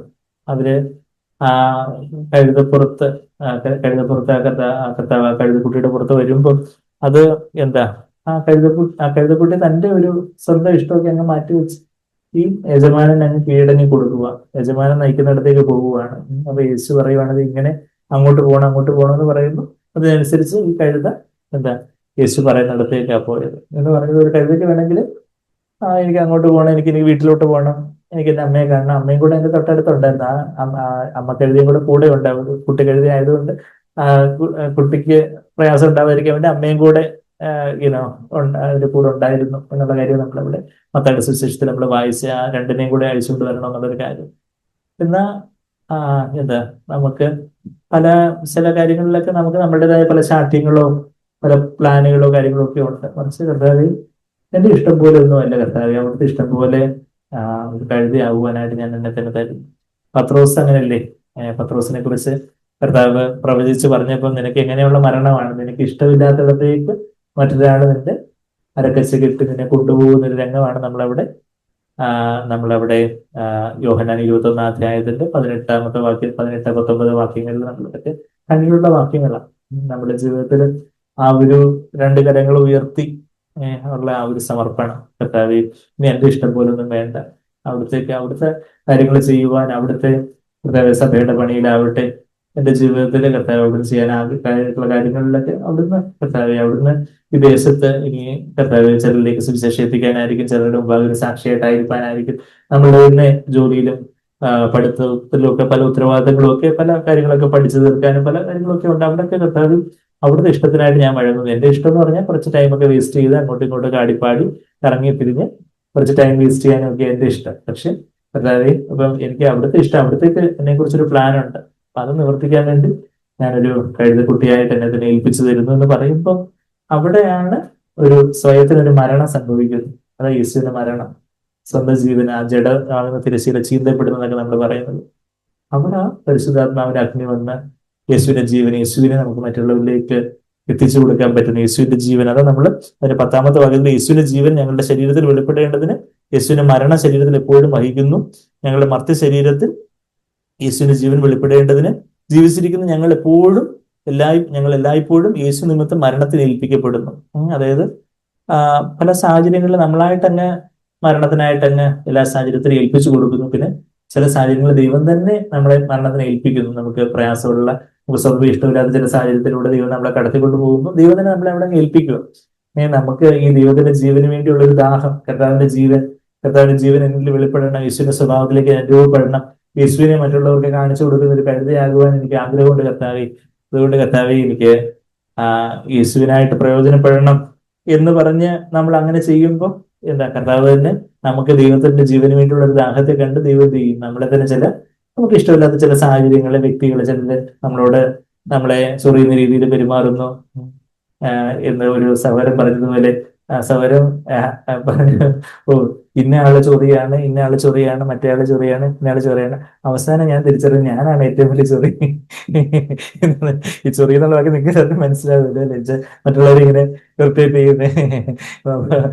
അത് നല്ലൊരു വലിയൊരു വെളിപ്പാടാണല്ലോ എന്ന് പറഞ്ഞാൽ യേശയ്യാവ് പറഞ്ഞതുപോലെ, യേശയ്യാവ് 5-ാം അധ്യായത്തിന് മൊത്തം ഗോ ടു ദാറ്റ് പേഴ്സൺ, അയ്യോ കഷ്ടം, അവർക്ക് കഷ്ടം, ഇവർക്ക് കഷ്ടം, മറ്റവർക്ക് കഷ്ടം, മറിച്ചവർക്ക് കഷ്ടം. അവസാനം കർത്താവേ, ദൈവത്തിന്റെ ആ തേജസ് കാണുമ്പോൾ അയ്യോ എനിക്ക് കഷ്ടം, ഞാൻ അതരശുദ്ധിയില്ലാത്ത മനുഷ്യൻ, ഞാനാണ് കർത്താവേ, എനിക്കാണ് മാറ്റം ഉണ്ടാകേണ്ടത്, ഞാനാണ് കർത്താവേ യേശുവിനെ വെളിപ്പെടുത്തേണ്ടതായിട്ടുള്ളത്. അപ്പൊ അത് നമ്മളിവിടെ വായിക്കുന്നതിന്റെ ആ 12-ാമത്തെ വാക്യത്തില് ദൈവം തന്നെ ഞങ്ങളുടെ മർത്യ ശരീരത്തിൽ 11-ാമത്തെ വാക്യം, 2 Corinthians 4:11, ഞങ്ങളുടെ മർത്യ ശരീരത്തിൽ യേശുവിന്റെ ജീവൻ വെളിപ്പെടേണ്ടതിന് ജീവിച്ചിരിക്കുന്ന ഞങ്ങൾ എല്ലായ്പ്പോഴും യേശു നിമിത്തം മരണത്തിന് ഏൽപ്പിക്കപ്പെടുന്നു. അങ്ങനെ ഞങ്ങളിൽ ഈ മരണം സംഭവിക്കുമ്പോൾ നമ്മളിൽ ഈ ജീവൻ അങ്ങ് നിറഞ്ഞു കവിഞ്ഞ് അത് മറ്റുള്ളവരിലേക്കും കവിഞ്ഞൊഴുകും. എന്റെ പാനപാത്രം നിറഞ്ഞു കവിഞ്ഞൊഴുകും. അതാ ഞങ്ങളിൽ മരണവും. അതാ നമ്മളവിടെ 12-ാമത്തെ വാക്യം വായിച്ചോ, 2 Corinthians 4:12 എന്താ? അങ്ങനെ ഞങ്ങളിൽ മരണവും നിങ്ങളിൽ ജീവനും വ്യാപരിക്കുന്നു. നമ്മളില് മരണം സംഭവിക്കുമ്പോൾ ആ ദൈവത്തിന്റെ ജീവൻ നമ്മളിൽ നിന്ന് നിറഞ്ഞു കവിഞ്ഞ് ആ പാനപാത്രം നിറഞ്ഞു കവിഞ്ഞ് ഒഴുകുമ്പോൾ, സങ്കീർത്തനം 23:5 ആ പാനപാത്രം നിറഞ്ഞു കവിഞ്ഞ് ഒഴുകുമ്പോൾ ആ ജീവൻ മറ്റുള്ളവരിലേക്കും, അതായത് നമ്മളിപ്പം ജോലി സ്ഥലത്തായിരിക്കും, അല്ലെങ്കിൽ പഠിക്കുന്നിടത്തായിരിക്കും, ഹോസ്റ്റലിലായിരിക്കും, കോളേജിലായിരിക്കും, യാത്രയിലായിരിക്കും, സഭയിലായിരിക്കും, വീട്ടിലായിരിക്കും, വേറെ പലയിടത്തായിരിക്കും നമ്മൾ. അപ്പൊ അവിടൊക്കെ ഇവിടെ യേശുവിനെ ക്യാരി ചെയ്യാനായിട്ട് നമ്മൾ ഈ മരണം വഹിക്കുന്നതാണ് ഈ കഴുതയാകുന്നെന്ന് പറഞ്ഞാൽ. കഴുതപ്പുറത്ത് ആ കഴുതയെ വരവേൽക്കാനായിട്ട് അവരെല്ലാം വസ്ത്രങ്ങളൊക്കെ റോഡിലിട്ട് കഴുതി വരവേറ്റതായിട്ടൊക്കെ നമ്മൾ വായിക്കുന്നുണ്ട്. നമ്മൾ പഴയ ഉടമ്പടിയിലും പഴയ നിയമത്തിലും ഒക്കെ അങ്ങനെ 2 രാജാക്കന്മാർ 9:13, ഞാൻ ആ വാക്യമൊന്നും എടുക്കുന്നില്ല. 2 രാജാക്കന്മാർ 9:13 യേഹൂ രാജാവാണെന്നൊക്കെ പറഞ്ഞ് അവര് ആ ഒരു ഭയഭക്തിയോടെ വസ്ത്രങ്ങളൊക്കെ യേഹൂവിനെ വഴിയിൽ വിരിച്ചിടുന്നതായിട്ട് നമ്മളവിടെ കാണുന്നുണ്ട്. യേഹൂ ആണ് പിന്നെ അടുത്ത അധ്യായത്തില് യെസബേലിനെ വധിക്കുന്നതൊക്കെ നമ്മൾ വായിക്കുന്നത്. അപ്പം ആ ഒരു രാജാക്കന്മാർക്ക് ആ ഒരു ഭയഭക്തി ആദരത്തോടുള്ള ഒരു കാര്യമായി ഈ വസ്ത്രങ്ങളൊക്കെ വിരിച്ച്. പിന്നെ ഈ കുരുത്തോലയൊക്കെ പിടിക്കുന്നതെന്ന് പറയുമ്പോൾ, ഈ ബൈബിളിൽ കുരുത്തോല പിടിക്കാൻ പറഞ്ഞിട്ടുണ്ട്. അവിടെ അവിടെ അന്ന് അവര് പാം ബ്രാഞ്ചസ്, കുരുത്തോലകള്, പനയോലകളൊക്കെ ആയിട്ട് നിന്നാണ് ഈ കർത്താവിനെ വരവേറ്റത്. നമ്മളവിടെ മത്തായി 21-ാം അധ്യായത്തിലും ലൂക്കോസ് 19-ലും മർക്കോസ് 11-ലും ഒക്കെ നമ്മൾ വായിക്കുന്നുണ്ട്. അപ്പൊ ആ പനയോലകള് എന്തിനെ സൂചിപ്പിക്കുന്നു എന്ന് പറഞ്ഞാല് അത് കർത്താവിന്റെ സഹസ്രാബ്ദ വാഴ്ചയെ സൂചിപ്പിക്കുന്ന ഒരു കാര്യമാണെന്നാണ് നമ്മള് ലേവ്യ പുസ്തകം 23:40, നമ്മള് ലേവ്യ പുസ്തകം 23:40 ഞാൻ പെട്ടെന്ന് പോകാം. അവിടെ കൂടാര പെരുന്നാൾ ആഘോഷിക്കുന്ന സമയത്ത് അവര്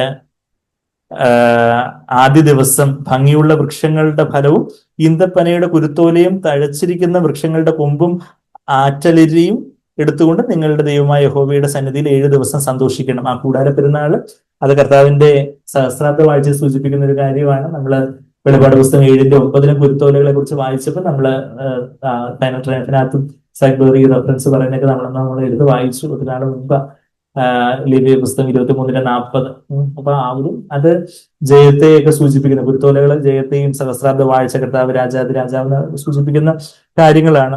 അത് കഴിഞ്ഞിട്ട് ഈ കഴുത അത് അതുപോലെ അത് മാത്രമല്ല, ചരിത്രത്തിലും ഇസ്രായേലിന്റെ ചരിത്രത്തിലും വചനത്തിൽ നമ്മൾ കാണുന്നില്ലെങ്കിലും ഇസ്രായേലിന്റെ ചരിത്രത്തിൽ 167 BC, അതായത് രണ്ടാം നൂറ്റാണ്ടിലൊക്കെ, BC രണ്ടാം നൂറ്റാണ്ടിലൊക്കെ കർത്താവ് വരുന്നതിനും 160ഓളം വർഷങ്ങൾക്ക് മുമ്പ് യെരുസലേമിനെതിരായിട്ട് ഉള്ള ചില സെലൂസിയൻ സാമ്രാജ്യത്തിനെതിരായിട്ട്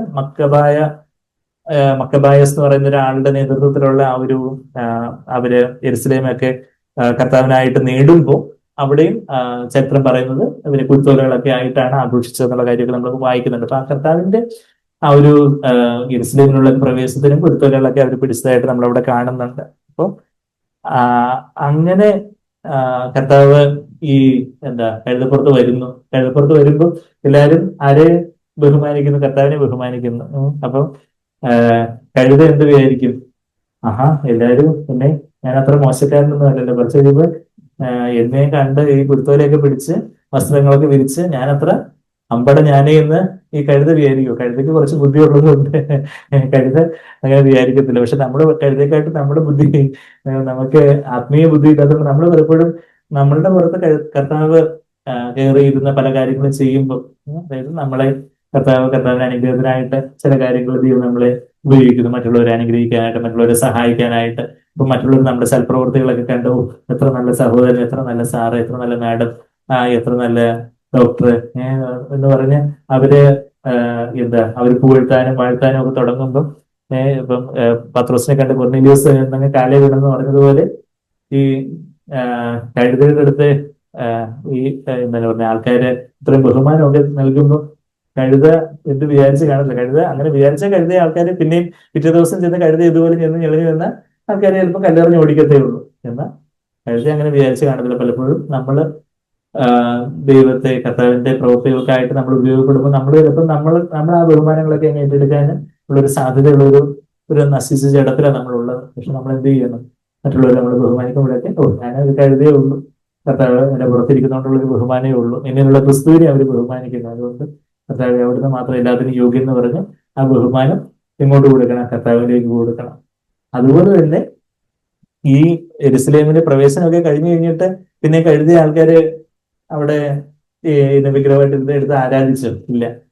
കഴുത പിന്നെ കേട്ട് കേൾവിയില്ല, എന്നാൽ കഴുത എങ്ങോട്ട് പോയി എന്നുള്ള കാര്യം. അപ്പൊ ദൈവം നമ്മളെ ഉപയോഗിക്കുന്നു. അത് കഴിഞ്ഞിട്ട് നമ്മള് പിന്നെ കാണാൻ പറയത്തേക്ക് അങ്ങ് പോകും. എന്നാൽ ആരാണ് അവിടെ യെരുസലേം നായകനായിട്ട് വെളിപ്പെടേണ്ടത്? യേശു കർത്താവ്. നമ്മുടെ ജീവിതത്തിൽ എപ്പോഴും കർത്താവ്, ഞാൻ എപ്പോഴും ലൈംലൈറ്റ് ഞാൻ തന്നെ അങ്ങ് നിൽക്കണം എന്ന് പറഞ്ഞില്ല.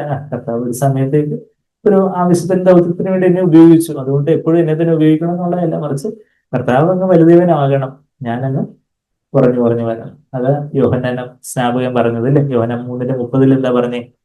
അവനോ വളരണം, ഞാനോ കുറയണം. അതാ കഴുതയുടെ ആറ്റിറ്റ്യൂഡ്. കഴുത പിന്നെയും എന്റെ പുറത്ത് കയറിയ കർത്താവ് വന്നേന്നൊക്കെ പറഞ്ഞ് അവിടെ എഴുതി നടന്ന ആൾക്കാര് കല്ലെടുത്ത് എറിഞ്ഞേനെ. അത് ആ ഒരു സമയത്തേക്കുള്ള എന്ന് പറഞ്ഞതേ ഉള്ളൂ. കർത്താവ് ഒരു സമയത്തേക്ക് നമ്മളെ ചില കാര്യങ്ങൾക്ക് ഉപയോഗിക്കുന്നു. ഞാനങ്ങ് മറഞ്ഞു തീരട്ടെ, ഞാനൊരു മെഴുകുതിരി പോലെ കത്തി തീരട്ടെ, മറിച്ച് കർത്താവ് വെളിപ്പെടട്ടെ. പിന്നെ നമ്മള് കർത്താവിന്റെ ആവശ്യത്തിനായിട്ട് നമ്മൾ ready for the masters use ആണോ? ഞാൻ 1-2 വാക്യം കൂടെ വായിച്ച് ഞാനങ്ങ് പെട്ടെന്ന് നിർത്താം. 2 തിമോത്തിയോസില് അവിടെ ഒരു ഭവനത്തില് എല്ലാ മാസ്റ്ററിന്റെ, യജമാനന്റെ എല്ലാ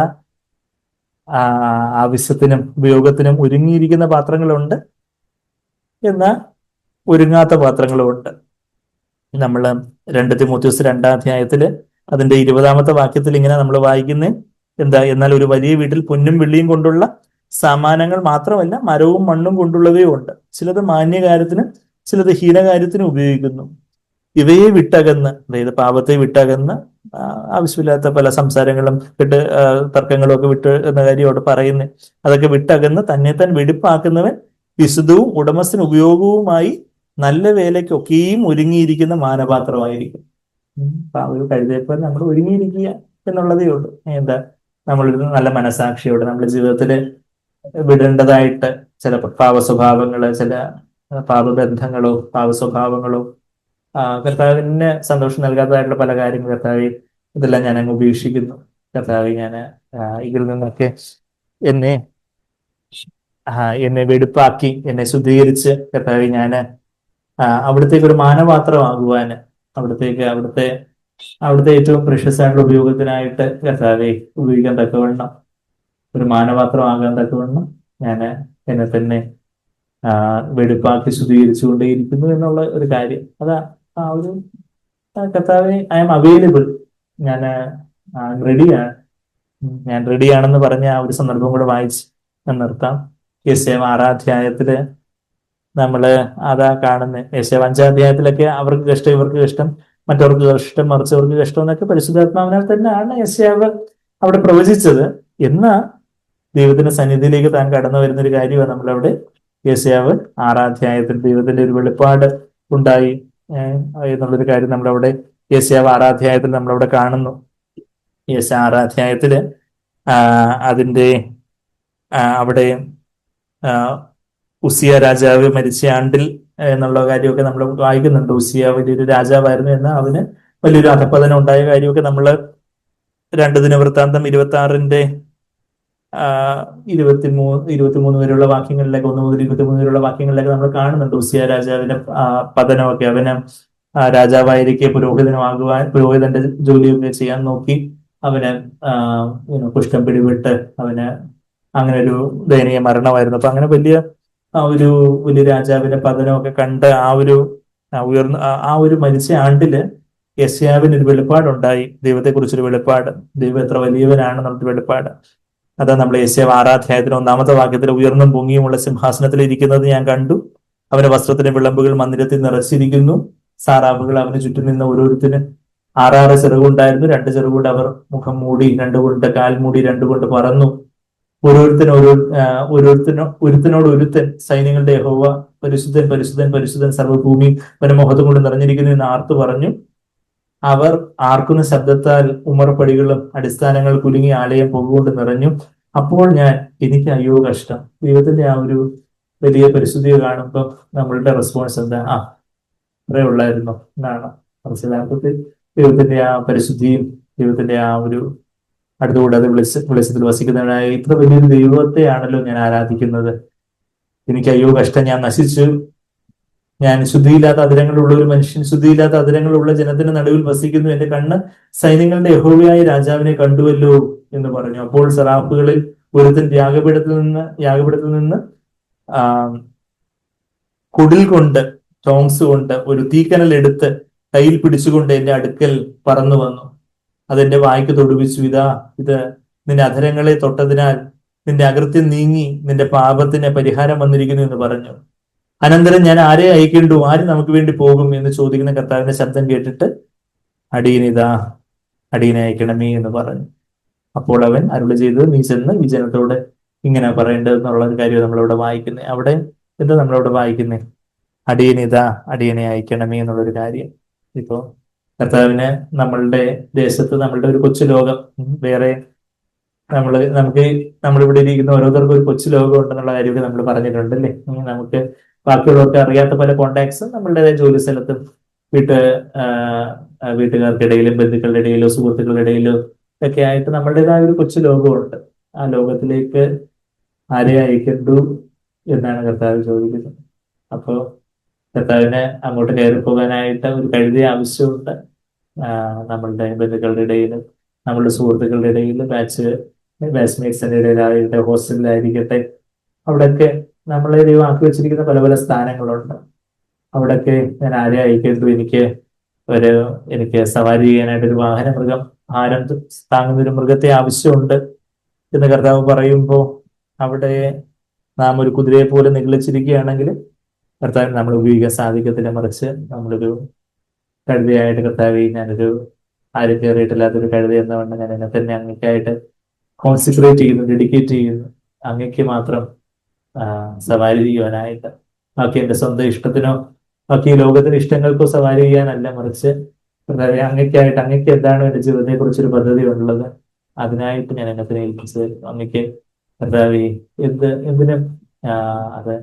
എന്തിനും ഞാൻ അത് യാഗമായി തീരാനാണോ, അല്ലെങ്കിൽ കർത്താവേ ശുശ്രൂഷ ചെയ്യാനാണോ? മറവി മിഷണറിമാര് പറഞ്ഞതുപോലെ ചിലപ്പോൾ രക്തസാക്ഷിയാകാനാകട്ടെ, ചിലപ്പോൾ കർത്താവിന് വേണ്ടി ശുശ്രൂഷിക്കാനാകട്ടെ, അത് എന്തായാലും sacrifice of service ready, I am ready.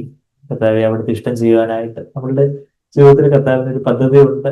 അവിടെ കർത്താവിനെ ഉപയോഗിക്കാനായിട്ട്, കർത്താവിന് ഒരു പാത്രമാകുവാനായിട്ട്, ഒരു കഴുതയാകുവാനായിട്ട്, കർത്താവിനെ ക്യാരി ചെയ്യുന്ന, കർത്താവിനെ വഹിച്ചുകൊണ്ട് പോകുന്ന ഒരു കഴുതയാകാനായിട്ട് നമ്മൾ റെഡിയാണോ? യഥാർത്ഥത്തിൽ അതിന് വില കൊടുക്കുവാൻ, ആ യേശുവിന്റെ മരണം നമ്മള് ശരീരത്തിൽ വഹിക്കുവാൻ തക്കവണ്ണം സ്വന്തം ഇഷ്ടത്തിന് മരിച്ച്, കർത്താവെ എന്റെ ഇഷ്ടമല്ല അവിടുത്തെ ഇഷ്ടത്തിനായിട്ട് ഞാൻ ഏൽപ്പിച്ചു തരുന്നു, അവിടുത്തേക്ക് എന്താണോ എന്നെ കുറിച്ച് പദ്ധതിയുള്ളത് അതിനായിട്ട്, അത് നീണ്ട നടയോ കുറുതോ എന്ന് നമ്മൾ പാടുന്നത്, പാരം വലഞ്ഞോടുന്നതോ, അതാണ് കാര്യത്തില് ഒക്കെ നമ്മള് പാട്ടിൽ പാടുന്നത് പോലെ, നിന്റെ ഇഷ്ടം നിന്റെ ഹിതം പോലെ നടത്തിയിടണമേ എന്ന് പാടുന്നത് പോലെ. എന്താണെങ്കിലും കർത്താവെ അവിടുത്തെ ഇഷ്ടം എന്താണോ അതിനായിട്ട് ഞാൻ അവൈലബിൾ ആണ്, ഞാൻ കർത്താവ് റെഡിയാണ്. അടിയനിതാ എന്ന് യേശുവിനെ പോലെ നമുക്ക് പറയാം. കർത്താവെ ഇതിന്റെ കയറുവാൻ അവിടത്തേക്കായിട്ട് ഞാൻ ഏൽപ്പിച്ചു തരുന്നു, അവിടത്തേക്ക് മാത്രം സവാരി ചെയ്യാനായിട്ട്. കർത്താവെ അവിടുത്തെ ഇങ്ങോട്ട് കൊണ്ടുപോകണോ അങ്ങോട്ട് കൊണ്ടുപോകാനായിട്ട് ഞാൻ ഇവിടെ റെഡി ആയിട്ടായിരിക്കുന്നു നമുക്ക് പറഞ്ഞ് നമ്മെ തന്നെ താഴ്ത്തി ഏൽപ്പിക്കാൻ കർത്താവ് നമ്മളുടെ മേലെ ആയിരിക്കട്ടെ. കർത്താവ് നമ്മളെ കർത്താവിന്റെ ആഗ്രഹിക്കുന്ന ഇടങ്ങളിലേക്ക് കൊണ്ടുചെന്ന് കർത്താവിന്റെ സാക്ഷിയായിട്ട് കർത്താവിന്റെ പ്രവൃത്തി ചെയ്യുവാൻ ദൈവം നമ്മൾ ഉപയോഗിക്കട്ടെ. അതിനായിട്ട് കഴുതകളായിട്ട് നമുക്ക് കാണപ്പെടാം, സ്വയത്തിന് മരിക്കാം, കർത്താവിനെ ഏറ്റുകൊള്ളാം, കർത്താവിന്റെ ജീവൻ നമ്മൾ വെളിപ്പെടട്ടെ. കർത്താവ് നമ്മളെ സഹായിക്കട്ടെ. കർത്താവിന്റെ മുമ്പാകെ ഒരു മാനപാത്രമാകുവാനായിട്ട്, മാനപാത്രം ഒന്ന് വായിക്കുമ്പോൾ നമ്മൾ വിചാരിക്കും വലിയ എന്തോ ആണ് എന്ന, ആ മാനപാത്രം ഒരു കഴുതയാണ്, കഴുതയാണ് കർത്താവ് ഒരു മാനപാത്രമായിട്ട് ഉപയോഗിക്കുന്നത്. കർത്താവിനെ ചുമക്കുന്നതിന്റെ വലിയൊരു ഭാഗ്യം. അതെ, നമ്മള് ലോകത്തിന്റെ പല ബന്ധനങ്ങളിൽ കെട്ടപ്പെട്ടവരായിരുന്നു. ഇന്ന് ആ കെട്ടുകളെല്ലാം അഴിച്ച് എന്റെ യജമാനന് യാത്ര ചെയ്യാനൊരു വാഹനം ആയിത്തീരുവാനുള്ള ഒരു ഭാഗ്യം. അതെ, ശിഷ്യന്മാരെ പോലെ മറ്റ് അനേകരെ കഴുതകളായിട്ടുള്ളവരെ കർത്താവിനെ ചുമക്കുവാനായിട്ട് കൊണ്ടു ചെല്ലുവാൻ വേണ്ടി കർത്താവിന്റെ അടുക്കിലേക്ക് അനേകരെ ആ ഒരു കഴുതയുടെ അവസ്ഥയിലേക്ക് നയിക്കുവാനും അവരെ വിടുവിച്ച് കർത്താവിന്റെ അടുക്കിലേക്ക് കൊണ്ടുവരുവാനുള്ള ഒരു ദൗത്യം അവിടുന്ന്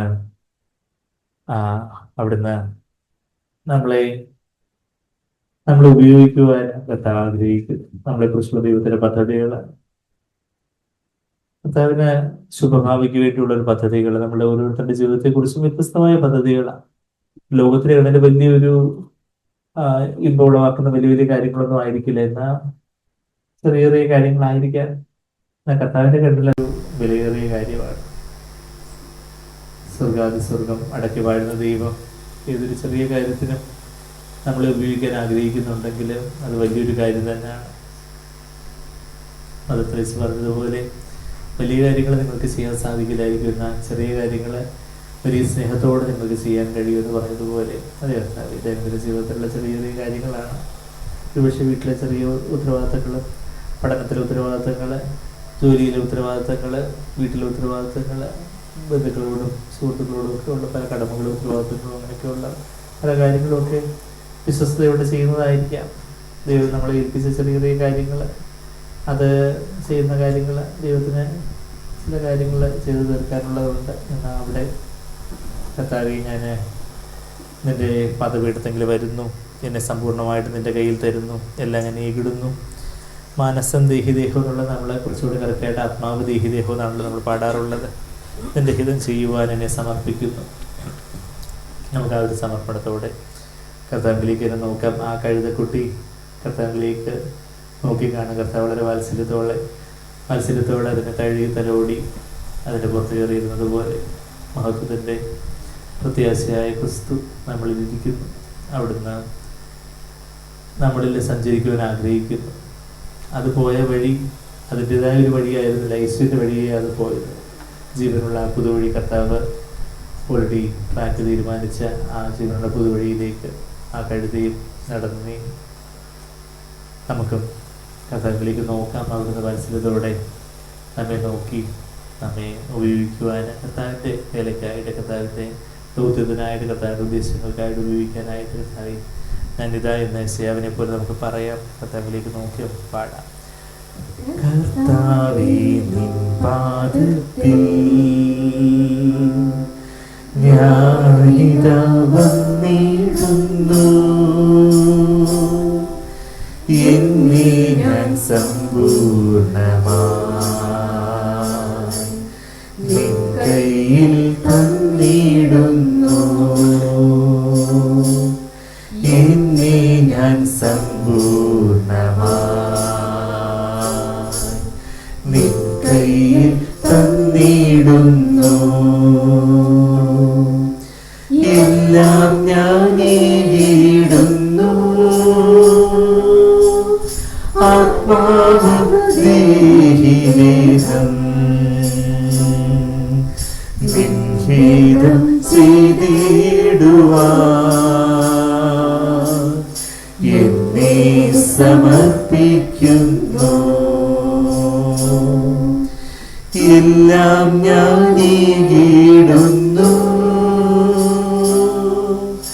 ആത്മാവ് ദേഹിദേഹം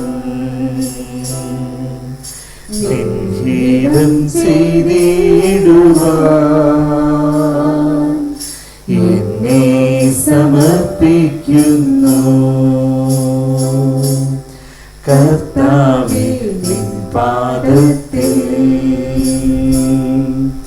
ഞാനിതാ വന്നിടുന്നു എന്നെ ഞാൻ സമ്പൂർണമായി നിൻ കയ്യിൽ തന്നിടുന്നു പോകട്ടെ നിനക്കായി ഞാൻ പാടു സഹിച്ചിടുവാൻ ഓടട്ടെ നാടെങ്ങും ഞാൻ നിൻ നാമം ഘോഷിക്കുവാൻ പോകട്ടെ നിനക്കായി ഞാൻ പാടു സഹിച്ചിടുവാൻ ഓടട്ടെ നാടെങ്ങും ഞാൻ നിൻ നാമം ഘോഷിക്കുവാൻ കർത്താവേ നിൻ പാദത്തിൽ ഞാനിതാ വന്നിടുന്നു എന്നെ ഞാൻ സമ്പൂർണമായി നിൻ കയ്യിൽ തന്നിടുന്നു ഹല്ലേലൂയ മഹത്വം സ്തോത്രമേ രക്ഷകന് ഹല്ലേലൂയ കീർത്തനം പാടും ഞാൻ കർത്താവിന് ഹല്ലേലൂയ മഹത്വം സ്തോത്രമേ രക്ഷകന് ഹല്ലേലൂയ കീർത്തനം പാടും ഞാൻ കർത്താവിന് കർത്താവേ നിൻ പാദത്തിൽ ഞാനിതാ വന്നിടുന്നു എന്നെ ഞാൻ സമ്പൂർണമായി നിൻ കയ്യിൽ തന്നിടുന്നു എന്നെ ഞാൻ സമ്പൂർണമായി നിൻ കയ്യിൽ തന്നിടുന്നു. അതെ കർത്താവേ, എന്നെ തന്നെ സമ്പൂർണമായിട്ട് ആ കഴുത അതിൻ്റെ കഴുത്ത് താഴ്ത്തി ഇരിക്കുവാനായിട്ട് ഏറ്റവും സൗകര്യം ചെയ്തു കൊടുത്തതുപോലെ അതെ കർത്താവേ, എന്നെ തന്നെ സമ്പൂർണമായിട്ടും അവിടുത്തെ തിരുക്കരങ്ങളിലേക്ക് ഏൽപ്പിക്കുന്നു. അവിടത്തേക്ക് സഞ്ചരിക്കുവാന് അതേ കർത്താവേ, ഇഷ്ടമില്ലാത്ത ഇടങ്ങളിലേക്ക് സ്വതവേ സ്വാഭാവികമായിട്ടും ഇഷ്ടമില്ലാത്ത ഇടങ്ങളിലേക്കും പല സാഹചര്യങ്ങളിലോട്ടോ പല വ്യക്തിപരമായിട്ടുള്ള പല ഇടപെടലുകളിലേക്കും ഒക്കെ അവിടുന്ന് നയിക്കുമ്പോൾ കർത്താവേ, അവിടുന്ന് ജീവന്റെ പുതിയ വഴിയെ നയിക്കുമ്പോൾ കർത്താവേ, അവിടെ പുറത്ത് പറയാതെ കർത്താവെ അവിടത്തേക്കായിട്ട് കർത്താവെ ഏൽപ്പിച്ചു കൊടുക്കുവാൻ, അവിടത്തേക്കായിട്ട് അങ്ങയാൽ നിയന്ത്രിക്കപ്പെടുവാൻ, അതെ കർത്താവെ ബാക്കി ആരാലും നിയന്ത്രിക്കപ്പെടാത്തൊരു കഴുതയായിട്ട് യേശുവിനാൽ മാത്രം നിയന്ത്രിക്കപ്പെടുന്ന ഒരു കഴുതയായിട്ടായിരിക്കാൻ ഞങ്ങളെ സഹായിക്കണമെന്ന് പ്രാർത്ഥിക്കുന്നു. നിങ്ങൾ ഓരോരുത്തരെ സഹായിച്ചായിട്ട് അതേ കർത്താവെ ജ്ഞാനികളെ ലജിപ്പിപ്പാൻ അവിടുന്ന് ഈ ലോകത്തെ ഘോഷത്വമായത് തന്നെയാണല്ലോ അവിടുന്ന് തെരഞ്ഞെടുത്തത്. നന്ദി കർത്താവെ, നന്ദി. നന്ദി കർത്താവെ, നന്ദി.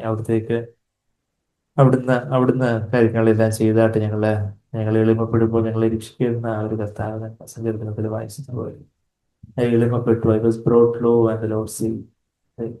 ആ എളിമയിലാണ് രക്ഷയുള്ളത്. ആ താഴ്മയിൽ ഞങ്ങളെ തന്നെ അങ്ങേക്ക് ഞങ്ങൾ ആദ്യമായിട്ട് താഴ്ത്തി ഏൽപ്പിച്ചപ്പോൾ കർത്താവെ ഞങ്ങൾ രക്ഷിക്കപ്പെട്ടു. വീണ്ടും കർത്താവെ രക്ഷയിൽ വളരുവാനും വേറെ മാർഗമൊന്നും ഞങ്ങളുടെ മുമ്പിൽ വേറെ ടെക്നിക്കൊന്നും ഇല്ലല്ലോ കർത്താവെ. ഞങ്ങളുടെ ഈ മധ്യശരീരത്തിൽ അവിടുത്തെ ആ മരണം വഹിച്ച് കർത്താവെ അവിടുത്തെ ജീവൻ പ്രാപിച്ച് അത് നിറഞ്ഞ കവിഞ്ഞ് മറ്റുള്ളവരിലേക്കും ജീവനാവുക എന്നുള്ളതാണല്ലോ കർത്താവെ. അതെ, മറ്റുള്ളവർക്ക് ഒരു നിന്ദാപാത്രമായ ഒരു കഴുത കർത്താവെ ഏതൊരളവിൽ ഒരു ശാപമായിരുന്നോ ആ അളവില് അതിലും ഉപരിയായിട്ട് നിന്നെ അനുഗ്രഹം തീർക്കാമെന്ന് അവിടുന്ന് പറഞ്ഞതുപോലെ അതെ കർത്താവെ ആരും സെൽഫി എടുക്കാനായിട്ട് ആരും ഒരു കഴുതപ്പുറത്ത് കയറി സെൽഫി എടുക്കുന്നതൊന്നും ഞങ്ങൾ ഇന്ന് ലോകത്ത് കാണുന്നില്ല. അവർ ആനപ്പുറത്തും കുതിരപ്പുറത്തും പുലിയുടെ മണ്ടയ്ക്കും ഒക്കെ പടച്ചു കയറി കർത്താവ് സെൽഫി എടുക്കുന്നത് റീൽസ് ഇടുന്നതും ഒക്കെയാണ് ഇന്ന് ലോകത്ത് നടക്കുന്നത്. എന്നാൽ യേശു കർത്താവ് തന്റെ സെൽഫി എടുക്കുവാനായിട്ട് കഴുതപ്പുറത്ത് കയറിയിരിക്കുന്നത് ലോകത്തിന് മുമ്പാകെ ഒരു അപമാനമായിരിക്കാം. എന്താ അവിടുന്ന് ഏറ്റവും ജയാളിയായിട്ട് അവിടുന്ന് ചെയ്തതിനായിട്ട് ഞങ്ങൾ സ്തുതിക്കുന്നു. ലോകത്തിന് അഭിപ്രായമല്ല, മറിച്ച് സൗമ്യ ശാന്തതയുള്ള ഞങ്ങളുടെ സിയോൻ രാജാവിനായിട്ട് ഞങ്ങളെ സ്തുതിക്കും. അവിടുന്ന് പോയ വഴിയെ ഞങ്ങൾ പോകട്ടെ കർത്താവെ. ലോകക്കാരെന്ത് പറയുന്നു, എത്ര ലൈക്സ് കിട്ടുന്നു, എത്ര പേര് ഫോളോ ചെയ്യുന്നു, എത്ര ലോകത്തിന്റെ ആൾക്കാർ എത്ര പേര് കൂടെ ഉണ്ട്, ഫോളോ ചെയ്യാനുണ്ട് എന്നുള്ള ആ ഒരു പുരുഷാരത്തിന്റെ പ്രസാദത്തിന് വേണ്ടിയല്ലല്ലോ, മറിച്ച് അവിടുന്ന് പിതാവിന്റെ ഹിതത്തിനായിട്ട് തന്നെ ഏൽപ്പിച്ചു കൊടുത്ത പുത്രനെ പോലെ ആ പിതാവിന്റെ സമയത്തിനായിട്ട് കാത്തിരുന്ന് ആ സമയത്തിനായിട്ട് കർത്താവെ പിതാവിന്റെ ഇഷ്ടത്തിന് ഏൽപ്പിച്ചു കൊടുത്ത കർത്താവിനെ പോലെ കർത്താവിനെ കാത്തിരിക്കുന്ന ഒരു പുതുബലം പ്രാപിക്കുന്നു പറഞ്ഞതുപോലെ കർത്താവിനെ അവിടത്തേക്ക് അവിടുത്തെ സമയത്ത് കാത്തിരുന്ന ബലം പ്രാപിച്ച് അവിടുത്തെ ഇഷ്ടം ചെയ്യുവാൻ ഞങ്ങളെ സഹായിച്ചാട്ടെ. അതെ കർത്താവ്, അടിയന് ഇതാ എന്ന് പറയാം. ഞങ്ങളെ കുറിച്ചുള്ള അവിടത്തേക്കുള്ള എല്ലാ പദ്ധതികളും നിറവേറ്റിയാട്ടി കർത്താവെ ഞങ്ങളെ തന്നെയും സമർപ്പിക്കും. നമുക്ക് സമർപ്പിച്ചുകൊണ്ട് കർത്താവിനെ നമുക്ക് സ്തുതിക്കാം. നന്ദി കർത്താവെ, നന്ദി. ഹല്ലേലൂയ.